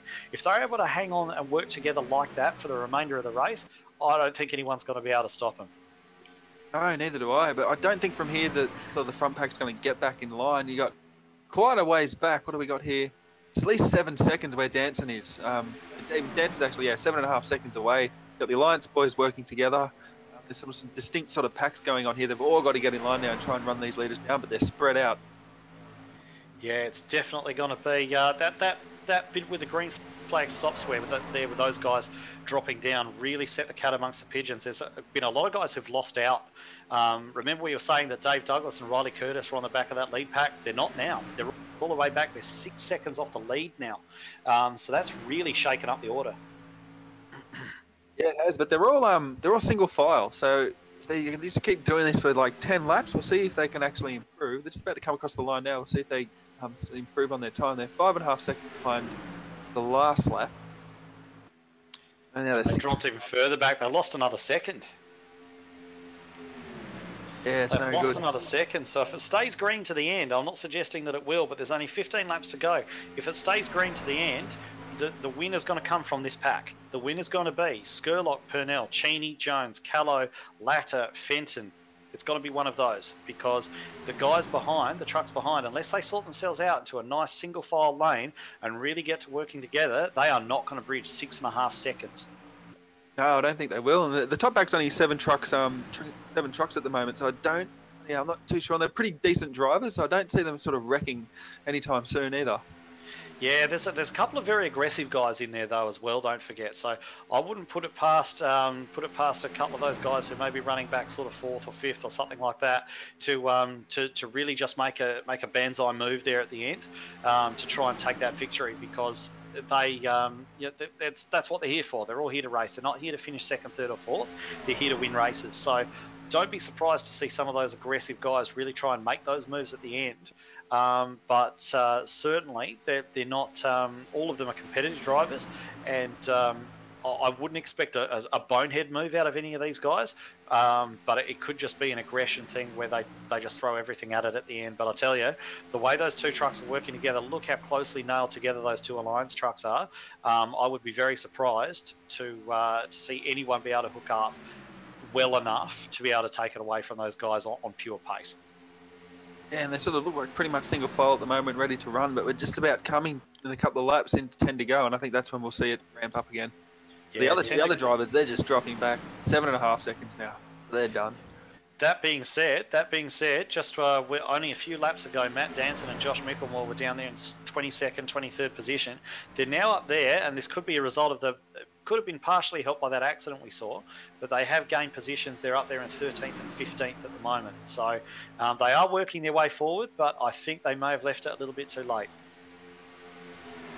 Yeah, and if a caution comes out in the last 5 laps, that's pretty much going to end the race. So if there's going to be a caution, they need it right now to catch back up. Yeah, absolutely, they do. Hopefully, I mean, nobody likes to see a caution which takes drivers out of the race. There's a couple of guys up here that really, they've been at it a while, and they really do deserve this good result that's potentially there for them at the moment. I'm talking about guys like Bradley Cheney, who sat there in 3rd place. I'm talking about guys like Ryan Jones. I'm talking about guys like Michael Latter, who's started 21st in this and is sitting 6th at the moment. Andrew Fenton's having a great run. He only joined ANZCAR this afternoon, I believe. So he's having a great run there as well. So there are some guys that really would be great to see them as a bit of an underdog story, getting up there and having a really nice run. But we got a wreck. Ryan Jones into Cheney. Yeah, I noticed Ryan Jones is getting shuffled back down the backstretch. He tried to sort of pull out and get a line for him. It didn't happen, and I think it's actually Callow. Oh no, it wasn't Callow. It looks as though Cheney's moved up. Yeah. Has he though? I'm just watching it back. I think it might be a combination. No, Jones has come down. Into Cheney. Yeah, he has, I think. I don't really understand why. I mean, Cheney would have been in his view. It's not like the spotter wouldn't have said he was there. It's not like he wouldn't have been able to see Cheney. So I don't really understand what's actually brought that accident on. But we were just saying how much it'd be good to see these guys get a good result. And unfortunately, it's all come undone for them. Yeah, like I said, he got shuffled out in turns 1 and 2, or actually on the front stretch. I don't know if he was just trying to maybe a bit of side draft, just trying to keep the momentum on the outside line. He did have Michael Latter sort of pull up behind him. He did a pretty good job to miss that wreck. Yeah, it's unfortunate they took out 2 good trucks, but this has brought the field back together. It's exactly what Danson and Hitchmore wanted. Yeah, it's what they needed, wasn't it? So I don't think we're going to see anyone heading to the pits unless they've got some damage that needs fixing. Everybody will be wanting to stay out now. So we've actually got Skurlock still leading this thing from Purnell, Callow, Latter, they're in 4th. And Fenton there moving up to 5th now. And we've actually got, just interestingly, we've got Dave Douglas and Riley Curtis sitting in there in 6th and 7th. They're right together. And if they can get a bit of a run going, we've seen what those two were able to do on super speedways as well. Dave Douglas having run the Thunder Round at Daytona earlier on in the year. So they've got some capability there too. So let's see what happens. I can't wait to find out. Yeah, and they got another teammate there back in 17th of Matt Hunter. His truck looks pretty clean, so if he can get up there, that's three trucks, in a team. It's all going to come down to teams now. The alliances will get together. It's going to be good fun. And Jason Williams, who's second in the championship and part of that stable as well, running down there in 14th place with no help at all. So he is behind Matt Danson, though. And if he can hook onto the back of Matt as he makes his way through, I think that could be a pretty good strategy for him. Yeah, definitely. And there's still, we had 42 trucks start this race and 20 of them are on the lead lap. So that's a great effort. It's been a fantastic race. It's been a very good race, actually. I think the last race that we ran in this series on a super speedway was terrible. Basically, it's a lot of wrecks and a lot of silly driving that just caused a lot of unnecessary issues. But everyone's driven very well tonight. There've been a couple of little accidents that may have been a little bit unnecessary, but you do expect that when everyone's running together in a pack. Yeah, usually sort of average about 5 laps, unfortunately, at super speedways. But these guys, I think, have only brought out 3 cautions so far over 60 laps, nearly. So an average of 20 has been great. All right, so I guess in terms of championship implications, we've got Purnell running up there quite well. At the moment, sitting there in second place. I do wonder if the Alliance guys will try and switch the positions between those two leaders. I don't think they will. I think it's too early in the season for that, and I also think that it's going to be too hard to do. I think it's too much of a risk to try and swap them. So I think that Purnell will try and push Skurlock to this victory if he can, and that all obviously depends on the restart as well, if they're able to get together again, because they're obviously going to start on opposite lanes. We've got Matt Danson, who's sitting there in there at the moment. He's in 13th position. He's third in the championship, level with Skurlock at the moment. So if things were to finish like this, Skurlock would quite easily leap ahead of Danson and probably Jason Williams as well, for that matter, if he was to win tonight. We've got Callow in there. He's fourth in the championship, third in the race at the moment. Pretty much the last one of the lads racing team that's actually in contention. I think most of the others have come to grief, unfortunately for them. And one of those guys, Nicholas Walsh, is sitting there in fifth in the championship at the moment. And at the moment, I'm not quite sure where Nick is. He's actually 9 laps down in 29th position. So we did predict at the start of the night that tonight could have championship implications, big championship implications, and it looks as though that is indeed the case. Yeah, it is, but still most of the top runners in the championship are sort of still out there too, so that there's been so much varying strategy. I mean, Danson's strategy seems to pay off at the moment. He's in 13th. He's going to have a tough time trying to get to the lead. It's going to be fun to watch him, but yeah, a lot of strategy, and all the top runners have seemed to stayed in this at the moment. Well, one important thing to remember about Micklemore and Danson back there as well is they've actually got Darren McKenzie between them in position, which means that they are both going to start in the same lane. They're both going to start on the bottom lane. So they're going to start nose to tail, and they will know now with less than 10 to go, there's no more excuses. If these guys want to get up there and win this thing, or at least make a better position than what they've got, the time to go is when that green flag drops this time round. They need to do it. There's just no questions about it now. So if they're going to go soon. Yeah, it's interesting actually looking at just the iRacing standings. You got Michael Skurlock, he started 29th, Chris Purnell in 32nd. There's nobody in there other than Jackson Callow, who started 6th in the top 18 that actually qualified in the top 10. Yeah, it's one of those weird stats, isn't it? That sometimes a lot of those guys who start at the back, and we did see a lot of guys not qualify and deliberately start further down, and I think that's actually been proven to be a sound strategy. Because as you say, most of those guys on the top 10 positions at the moment started back in the 30s. Yeah, and the driver I'm going to keep my eye on is actually Andrew Fenton. He's got a little bit of damage there on the front, a fair bit of damage actually, but he's managed to stick up there and stay up there. So we'll see what he can do. He'll probably be a good pusher. Yeah, we'll see what he is able to do. As far as I'm aware, he hasn't got any team teammates out there tonight, so I'm not sure he's going to be able to, unless he's able to hook up with somebody else out there, perhaps Latter, who also isn't running with a teammate. But they need to just get themselves perhaps together and try and make a run and do something. And there's no harm in trying to do that. I mean, they're up there. Why not have a crack? So something to think about for those guys. Maybe a bit of communication between them to work that out. But we do have one lap to go now. The lights on the pace car are out, and we're going to get all our questions answered very shortly. Yeah, and you got the two Alliance trucks there up there also together. I think Stephen Williams and Brett Douglas. And Brett Douglas, they're up there together, so they're going to start in the same lane. That's going to be good to see. If the name Brett Douglas sounds familiar as well, he is one of the commentators for us here at Performance E Streaming. So if the name sounds familiar, that's why. He's out there tonight running with his team Alliance Motorsports and is there with a teammate, so perhaps they can get something happening for them as well. They'll obviously be very happy with the position that two of their other teammates are in at the moment, leading this pack currently. And if you just take a look at them go down the backstretch, there's a lot of trucks still in this.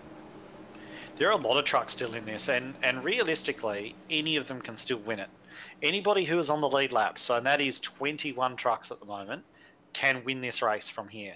Some of them, as you get sort of further back, are going to rely on a bit of luck. They might need to Bradbury it a little bit, have an accident in front of them and come charging through, but it's not over for anyone.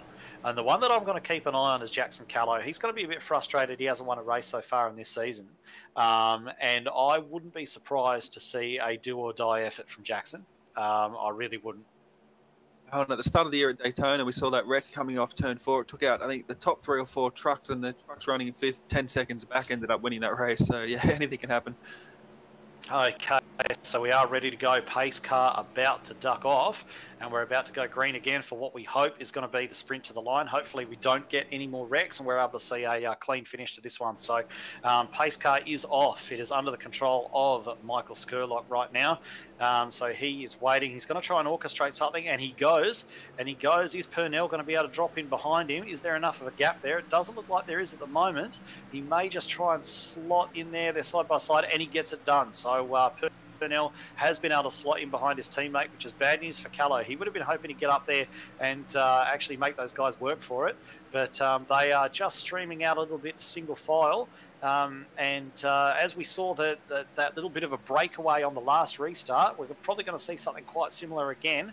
We'll be able to see if the main chasing pack's able to do anything about them, being led on the outside line at the moment by Michael Latter and on the inside by Fenton. And Fenton's just that little bit damaged, so he's not going to have the pace at the top 3, so he's going to try and hug the bottom, I think, and just try and get a good push. But the rest of them are sort of fighting, and they don't need that right now. And the Riley Curtis boys, they haven't been able to keep together either. So Riley's there, and he's actually been split up from his teammates. So Riley's there in 5th position at the moment, but without his teammates there to help him, I'm not sure that he's going to be able to progress much further than that. He's got Ben Doherty up there behind him, who's no slouch, but hopefully for him, he's able to push him up. And the pack, that top 3 that broke away at the start, have been well and truly closed down now. And we've got a big line of trucks. And look who's there. Matt Danson and Josh Micklemore just there on the outside, and they're pushing through at the moment. They've come up to 7th and 8th position, and they're going to be together like glue, those two. And Riley Curtis has jumped out onto the outside lane. I think Callow's going to go with him. Just squeeze up in front. I'm not sure if he can, but he should be, because I think this is the only chance Callow's got, is to get his truck in front of Riley and get Riley to push him. Yeah, Callow should certainly move up. That's an absolute no-brainer. But Doherty's just abandoned Curtis at the worst possible time. But now he's probably got even the preferable one there. Josh Micklemore and Matt Danson in there pushing behind him. So they're going to get that outside lane going. Are they going to be able to get anything done before the end of this? Is Callow going to be able to slot in front of those guys and make any kind of move? Yeah, I think Callow's probably going to wait for the next run if the outside lane can get going. I think it will, because you got also Dave Douglas tailing that. So that's four not teammates, but 2 teams, 4 guys are going to be working together there. All right, Micklemore and Danson to the outside again, so they've definitely decided it's go time. They've got Dave Douglas up there as well. They've also got, I think, Jason Williams just looking to tack onto the back of that one a bit. They're a bit further back than they probably want to be at this stage. We are working lap 60, but they've got to go. They've got to go now, and they're going to try and get it done. But they need to make up a fair bit of ground. And I would imagine that once they get there, Callo's got to pull out and try and make a run from that point. In fact, he's already trying to encourage some guys to come out with him to try and make a run on these two. Yeah, he's done that a couple of times now. It's going to be interesting. And Micklemore now and Danson, they're going to sort of shuffle back in 2 wide, not where they want to be. No, certainly not. Looks like Curtis and Latta still there on the inside, while Danson and Micklemore just working that outside line. So Danson is going to be pounding on the back of that purple truck of Micklemore's to try and push him to the front. But they've just sort of fanned out a little bit on that low lane as well. Doherty getting out of line. Not sure what brought that on, but anyway, they sort of fanned out and then they got back in the line again. But that top line is coming. Look at that top line. That top line is absolutely coming, and it looks as though Doherty's actually cottoned on to that fact. He's tried to get out there to lead it, and he hasn't been able to. He's been held down there by Micklemore. Micklemore wants to lead that top line. He doesn't want Doherty getting in the way, and I think that that's actually broken their momentum just slightly. We've just started lap 62, and they're going to need to build that up again, but those guys are definitely making the move now. Yeah, they are. Yeah, it was almost direct there between Doherty. He probably did the right thing for his sake, trying to get up, but it did cost the momentum. But he didn't lose any positions here. He's still in 5th. And he's got the chance to move up now, so I'm not seeing why he's not doing that. I don't know why anybody from 3rd back wouldn't be moving up at this point to try and lead that top lane, because that is the only chance they're going to get to take this victory away. So here they come through there. We've got one truck staying there wide. I think that's Wilton. Yellow. Caution. Caution's out, and that's going to finish it. Yeah, well, that's unfortunate. I'm just going to go back and have a look and see what happened.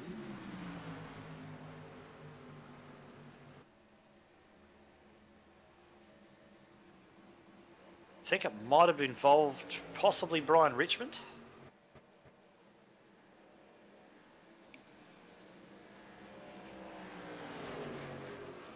But we were certainly set for a grandstand finish there. It was going to be really, really exciting to see what Micklemore and Danson were going to be able to get done. In the end, they get Josh Micklemore all the way to 4th position, with Danson there in 6th with Fenton between them. But Michael Skurlock's going to win this one. Fantastic drive from him. Great push from Purnell. Callow sitting there in a nice solid 3rd place as well. None of those guys, now this is all shaken out, are going to be unhappy with that finish by any stretch of the imagination. Oh, and I think not a winner, but the big sort of winner there was Matt Danson. I mean, they were at the back all night. I didn't think they would get this far up. Finished 6th and 4th for Mitchmore. That's a great result for them. No, I thought they left it too late. To be honest, if we'd stayed green, and I'm talking about that last restart there, if they'd stayed green, they would have left it too late. But the caution that they predicted, that they were hoping for, that they probably guessed with all their experience, they probably guessed that was going to happen, happened. And just looking a little bit back, a little bit of a shame there for Michael Latta, who, as we saw, he was up there in 4th place. And he's dropped all the way down to 11th as that's shaken out, as that top run came through. So bit of a shame for them, but bit of a shame for him, I should say. But either way, a nice solid finish for Michael Latta. Yeah, it definitely is, and he's got a pretty clean truck. This is probably 11th position. If this finishes the way it is, that's probably going to be his best result in ANZCAR.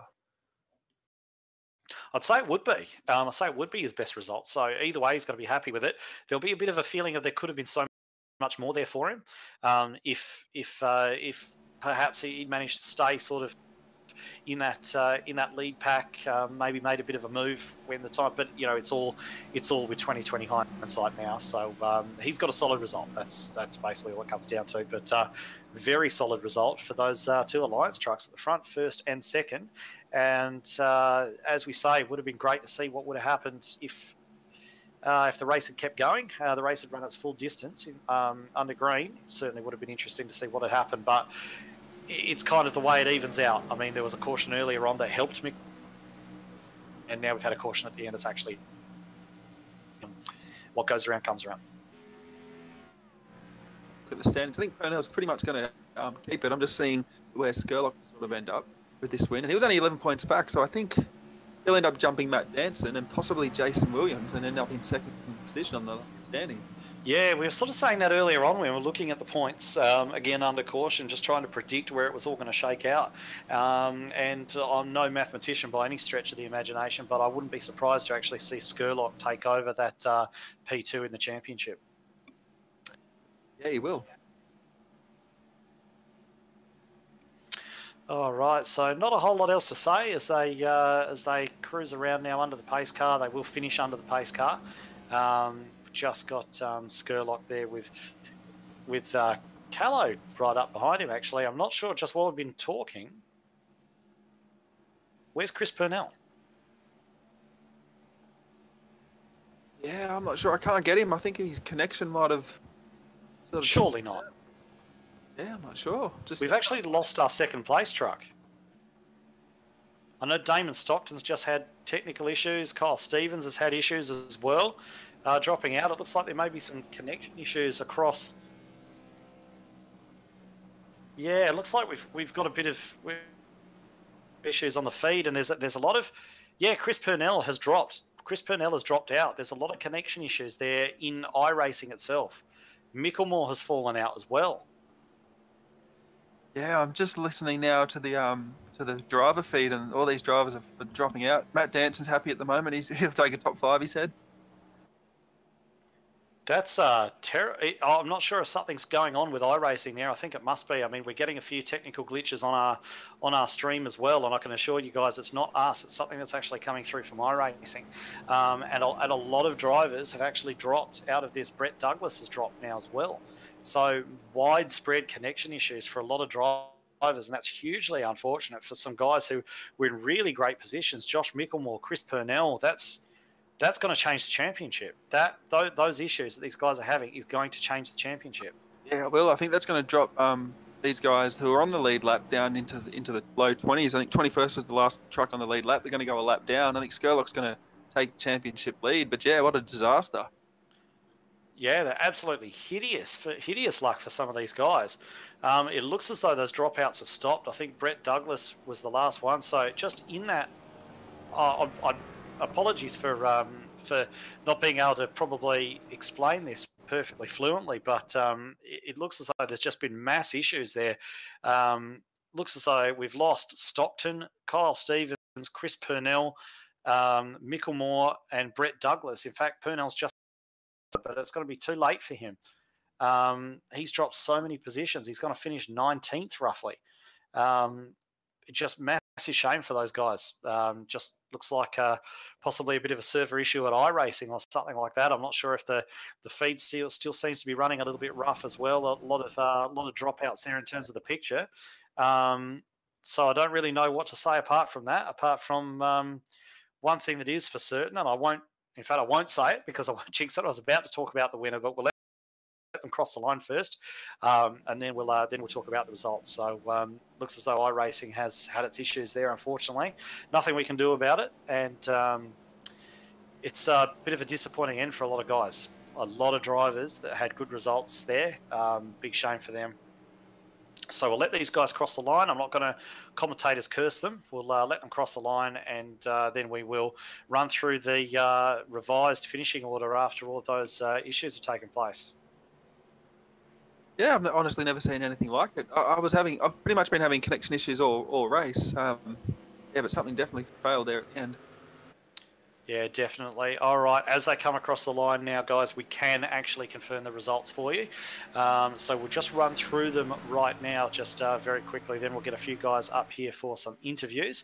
So Michael Skurlock is going to be your winner, and that was very well deserved and completely unaffected by those glitches there at the end. But that promotes Jackson Callow up there into P2. Andrew Fenton on his debut in ANZCAR takes a very well-deserved third place.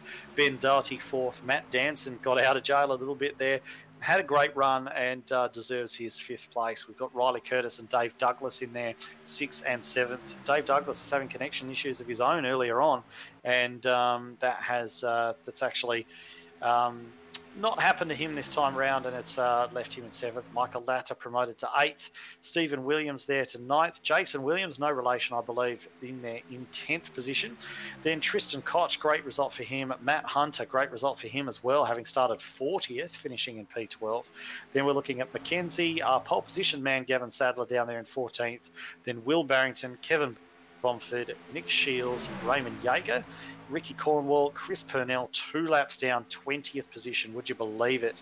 Then Josh Mickelmore, Brett Douglas, James Robbie, Brian Richmond, and now we're getting into further a few of your retirements. I believe Phil Otto did finish the race 9 laps down, and then retirements. There's quite a few here. We've got Cheney, Jones, Wilson, Clute, Walsh, Maxfield, Stockton, Stevens, Stratford, Dillon, Hydestra, Sloggett, Barry, still with me, Cordwell, Taylor, Roger Clark, and Josh Carroll Walden did not finish the race, unfortunately for them. So it looks as though iRacing has stopped its little glitchy freak out it was having there. But all in all, a good race. Disappointing end, I think, given those issues for a lot of guys, but a good, solid race, I thought.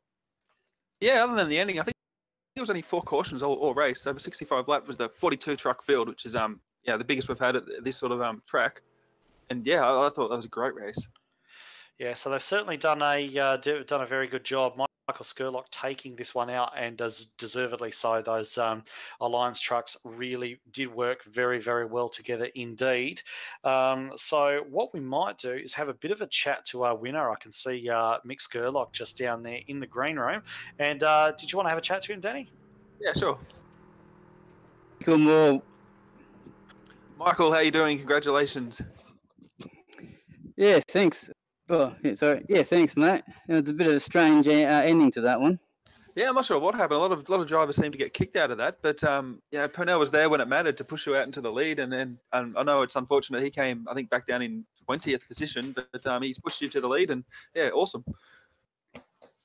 Yeah, no, Chris did a beautiful job there of keeping me in the game there. I knew that he was comfortable with pushing, whereas I was, a lot better at being out front, so it just worked perfectly for us. Yeah, it looked like that. I know you guys were about 2 seconds back at one stage trying to catch the lead pack, and Purnell straight behind you managed to push all the way back to the front, which got you all back in it. But how did you find the racing out there tonight? Yeah, I was a bit apprehensive about. I'm not very good on these super speedways normally. I'm normally the one that ends up crashing or being in a big wreck. So I was actually excited about this one. First time I've done it in a team situation, and it makes a lot of difference. Yeah, and you guys actually got a lot of green flag laps out there on sort of green flag lap runs, which was good to see. I think there's only 4 cautions in the end. And yeah, it was just a great race to broadcast and watch. And yeah, congratulations. Yeah, thanks, mate. There was a point there we weren't sure about making it on fuel, and then the last caution came out, and that sort of saved us. But it was awesome. I actually had a really good time out there. Awesome. Well, before I let you go, is there anyone you'd like to shout out to? Yeah, just all the Alliance guys for the help. You guys for putting on the show every week, and your job in the commentary box is always very professional. And just all the other racers out there for just, if they didn't race, then we wouldn't be racing. So thanks to everyone. Yeah, that's right. And yeah, awesome job. And soak this one in. It's going to be a good week for you. Cheers, Danny. Thanks, Edward. And Carl, it looks like. Thanks, boys. Thank you very much. That is Michael Skurlock, your winner there tonight. Much deserved, you would say, and we'll be very happy with that result, I'm sure, as will his team, Alliance Motorsports. So what we know is we might bring in Jackson Callow, who did wind up finishing second tonight. We'll see how it finished up for him and how that ending looked. Jackson Callow. Hello, Edward Foster here in the Performance E streaming at Commentary Box. How are you going? You're not bad, thanks. Pretty tired now, but yourself? Not too bad at all. Not too bad. I thought it was a very good race. Great race to actually watch. We know that sometimes that these super speedways can turn into a little bit of a wreck fest sometimes. But I think there was a lot of good racing out there tonight. How did it look from your cockpit? Yeah, it was a great race. Everyone was clean. I like to say sorry to Damon. I was trying to cool my engine down, going up on the right-hand side of him, and I think I just misjudged it a bit. And the guys on the inside were blinking out the 47, so I accidentally tapped him and turned him. So that, yeah, I like to apologise for that.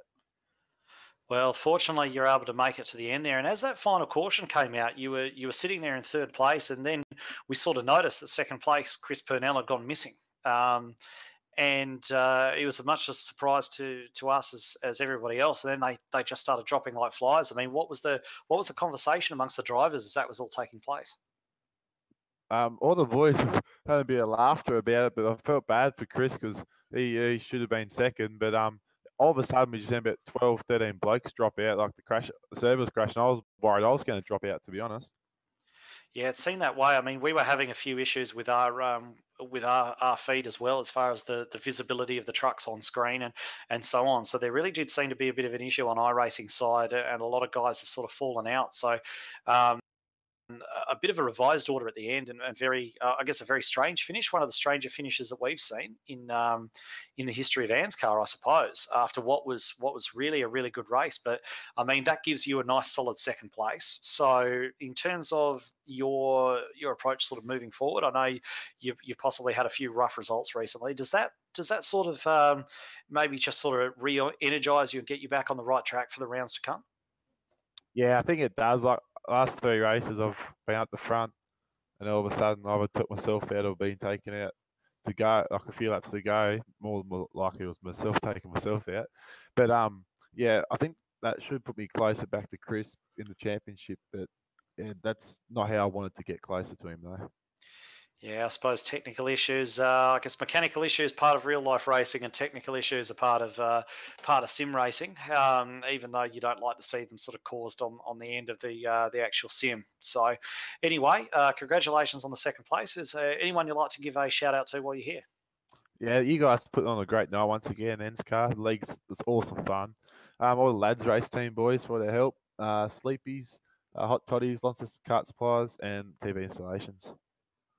Thank you very much. All right, guys. So that was Jackson Callow, your second place getter tonight. Looked like he was going to be third there for a minute, but then managed to pop up in second place. So very much needed result for him, I think, to actually get a few points. And I guess we've got quite a few guys down there in the green room at the moment, Daniel. But I was thinking that we may have a quick chat to Bradley Cheney. Haven't really spoken to him too much. Yeah, sounds good.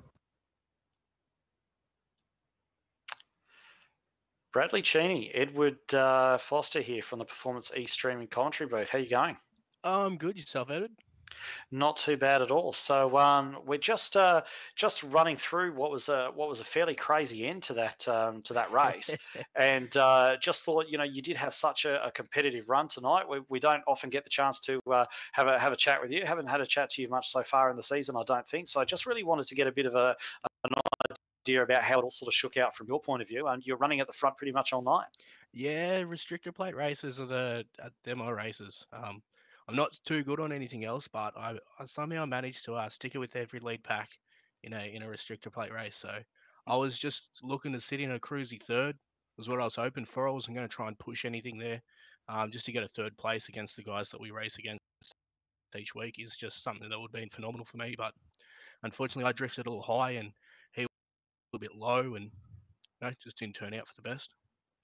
Yeah, that was unfortunate because you're one of a number of guys, and I think there's a few guys who really sort of fancy these super speedways. But to a point, you really, I've always sort of found that you're at the mercy of everyone else much more than you are in say what you'd say a more traditional racing environment. So in terms of that, it's we were kind of trying to analyse the incident between yourself and Jones, and it did really appear as though Ryan came down a little bit more than you sort of moved up. But definitely unfortunate for you. But it's I mean, how much encouragement does that give you moving forward?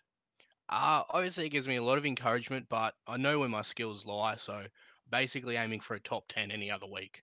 This week, I was a top 5, top 3 was what I wanted. So every other week, I just stick it in there, keep the nose clean, and hope for a top 10. All right, absolutely. Well, best of luck in that particular endeavour, and we'll keep an eye out for you whenever we once again hit the high banks of a super speedway. But just before we let you go, is there anybody you'd like to give a shout out to? Just the guys at Pace Syndicate, giving me a bit of a run this year, which has been good. It's been a blast, me and Kyle. So yeah. Excellent, no problems at all. So that was Bradley Cheney. Everybody ran so well up there with the front pack until that unfortunate little incident right there at the end. So I guess there's nothing left now for us, Daniel, but to just give a quick recap of that one. And I think it was a lot cleaner than any of us expected with that little sting in the tail at the end. Yeah, 100%. It was definitely a lot, sort of very quiet. Not a quiet race, but yeah, it had 4 cautions, but 42 cars, 42 trucks. That's pretty insane. I was just, I've got the standings up now, and yeah, Chris Parnell has dropped down into 5th position, 9 points off with that sort of what was going on there with the iRacing service. Michael Skurlock's inherited the lead. Actually, it's a tied lead between Michael Skurlock and Jason Williams. Very interesting, isn't it? It doesn't seem to matter what happens to Jason Williams. He manages to somehow progress higher up that championship ladder, and now he shares the lead. So, very unfortunate for some of those guys, but that's just the way it's turned out. And it's, as you mentioned, so we will just sort of, I guess, use that now, go into the next round, and see what plays out from there. Yeah, 100%. So the next round's actually going to be at Kansas, 100 laps of Kansas. That always provides some pretty good racing. So I'm really keen to get on to next week, and it's going to be a good one. All right, so that's just about it from us here. The race has obviously come to a bit of an odd conclusion, but it is a conclusion nonetheless, and that means we can end. So from me, Edward Foster, Danny G, and Carl Withy on the cameras tonight at Performance E Streaming, thank you very much for joining us, and good night.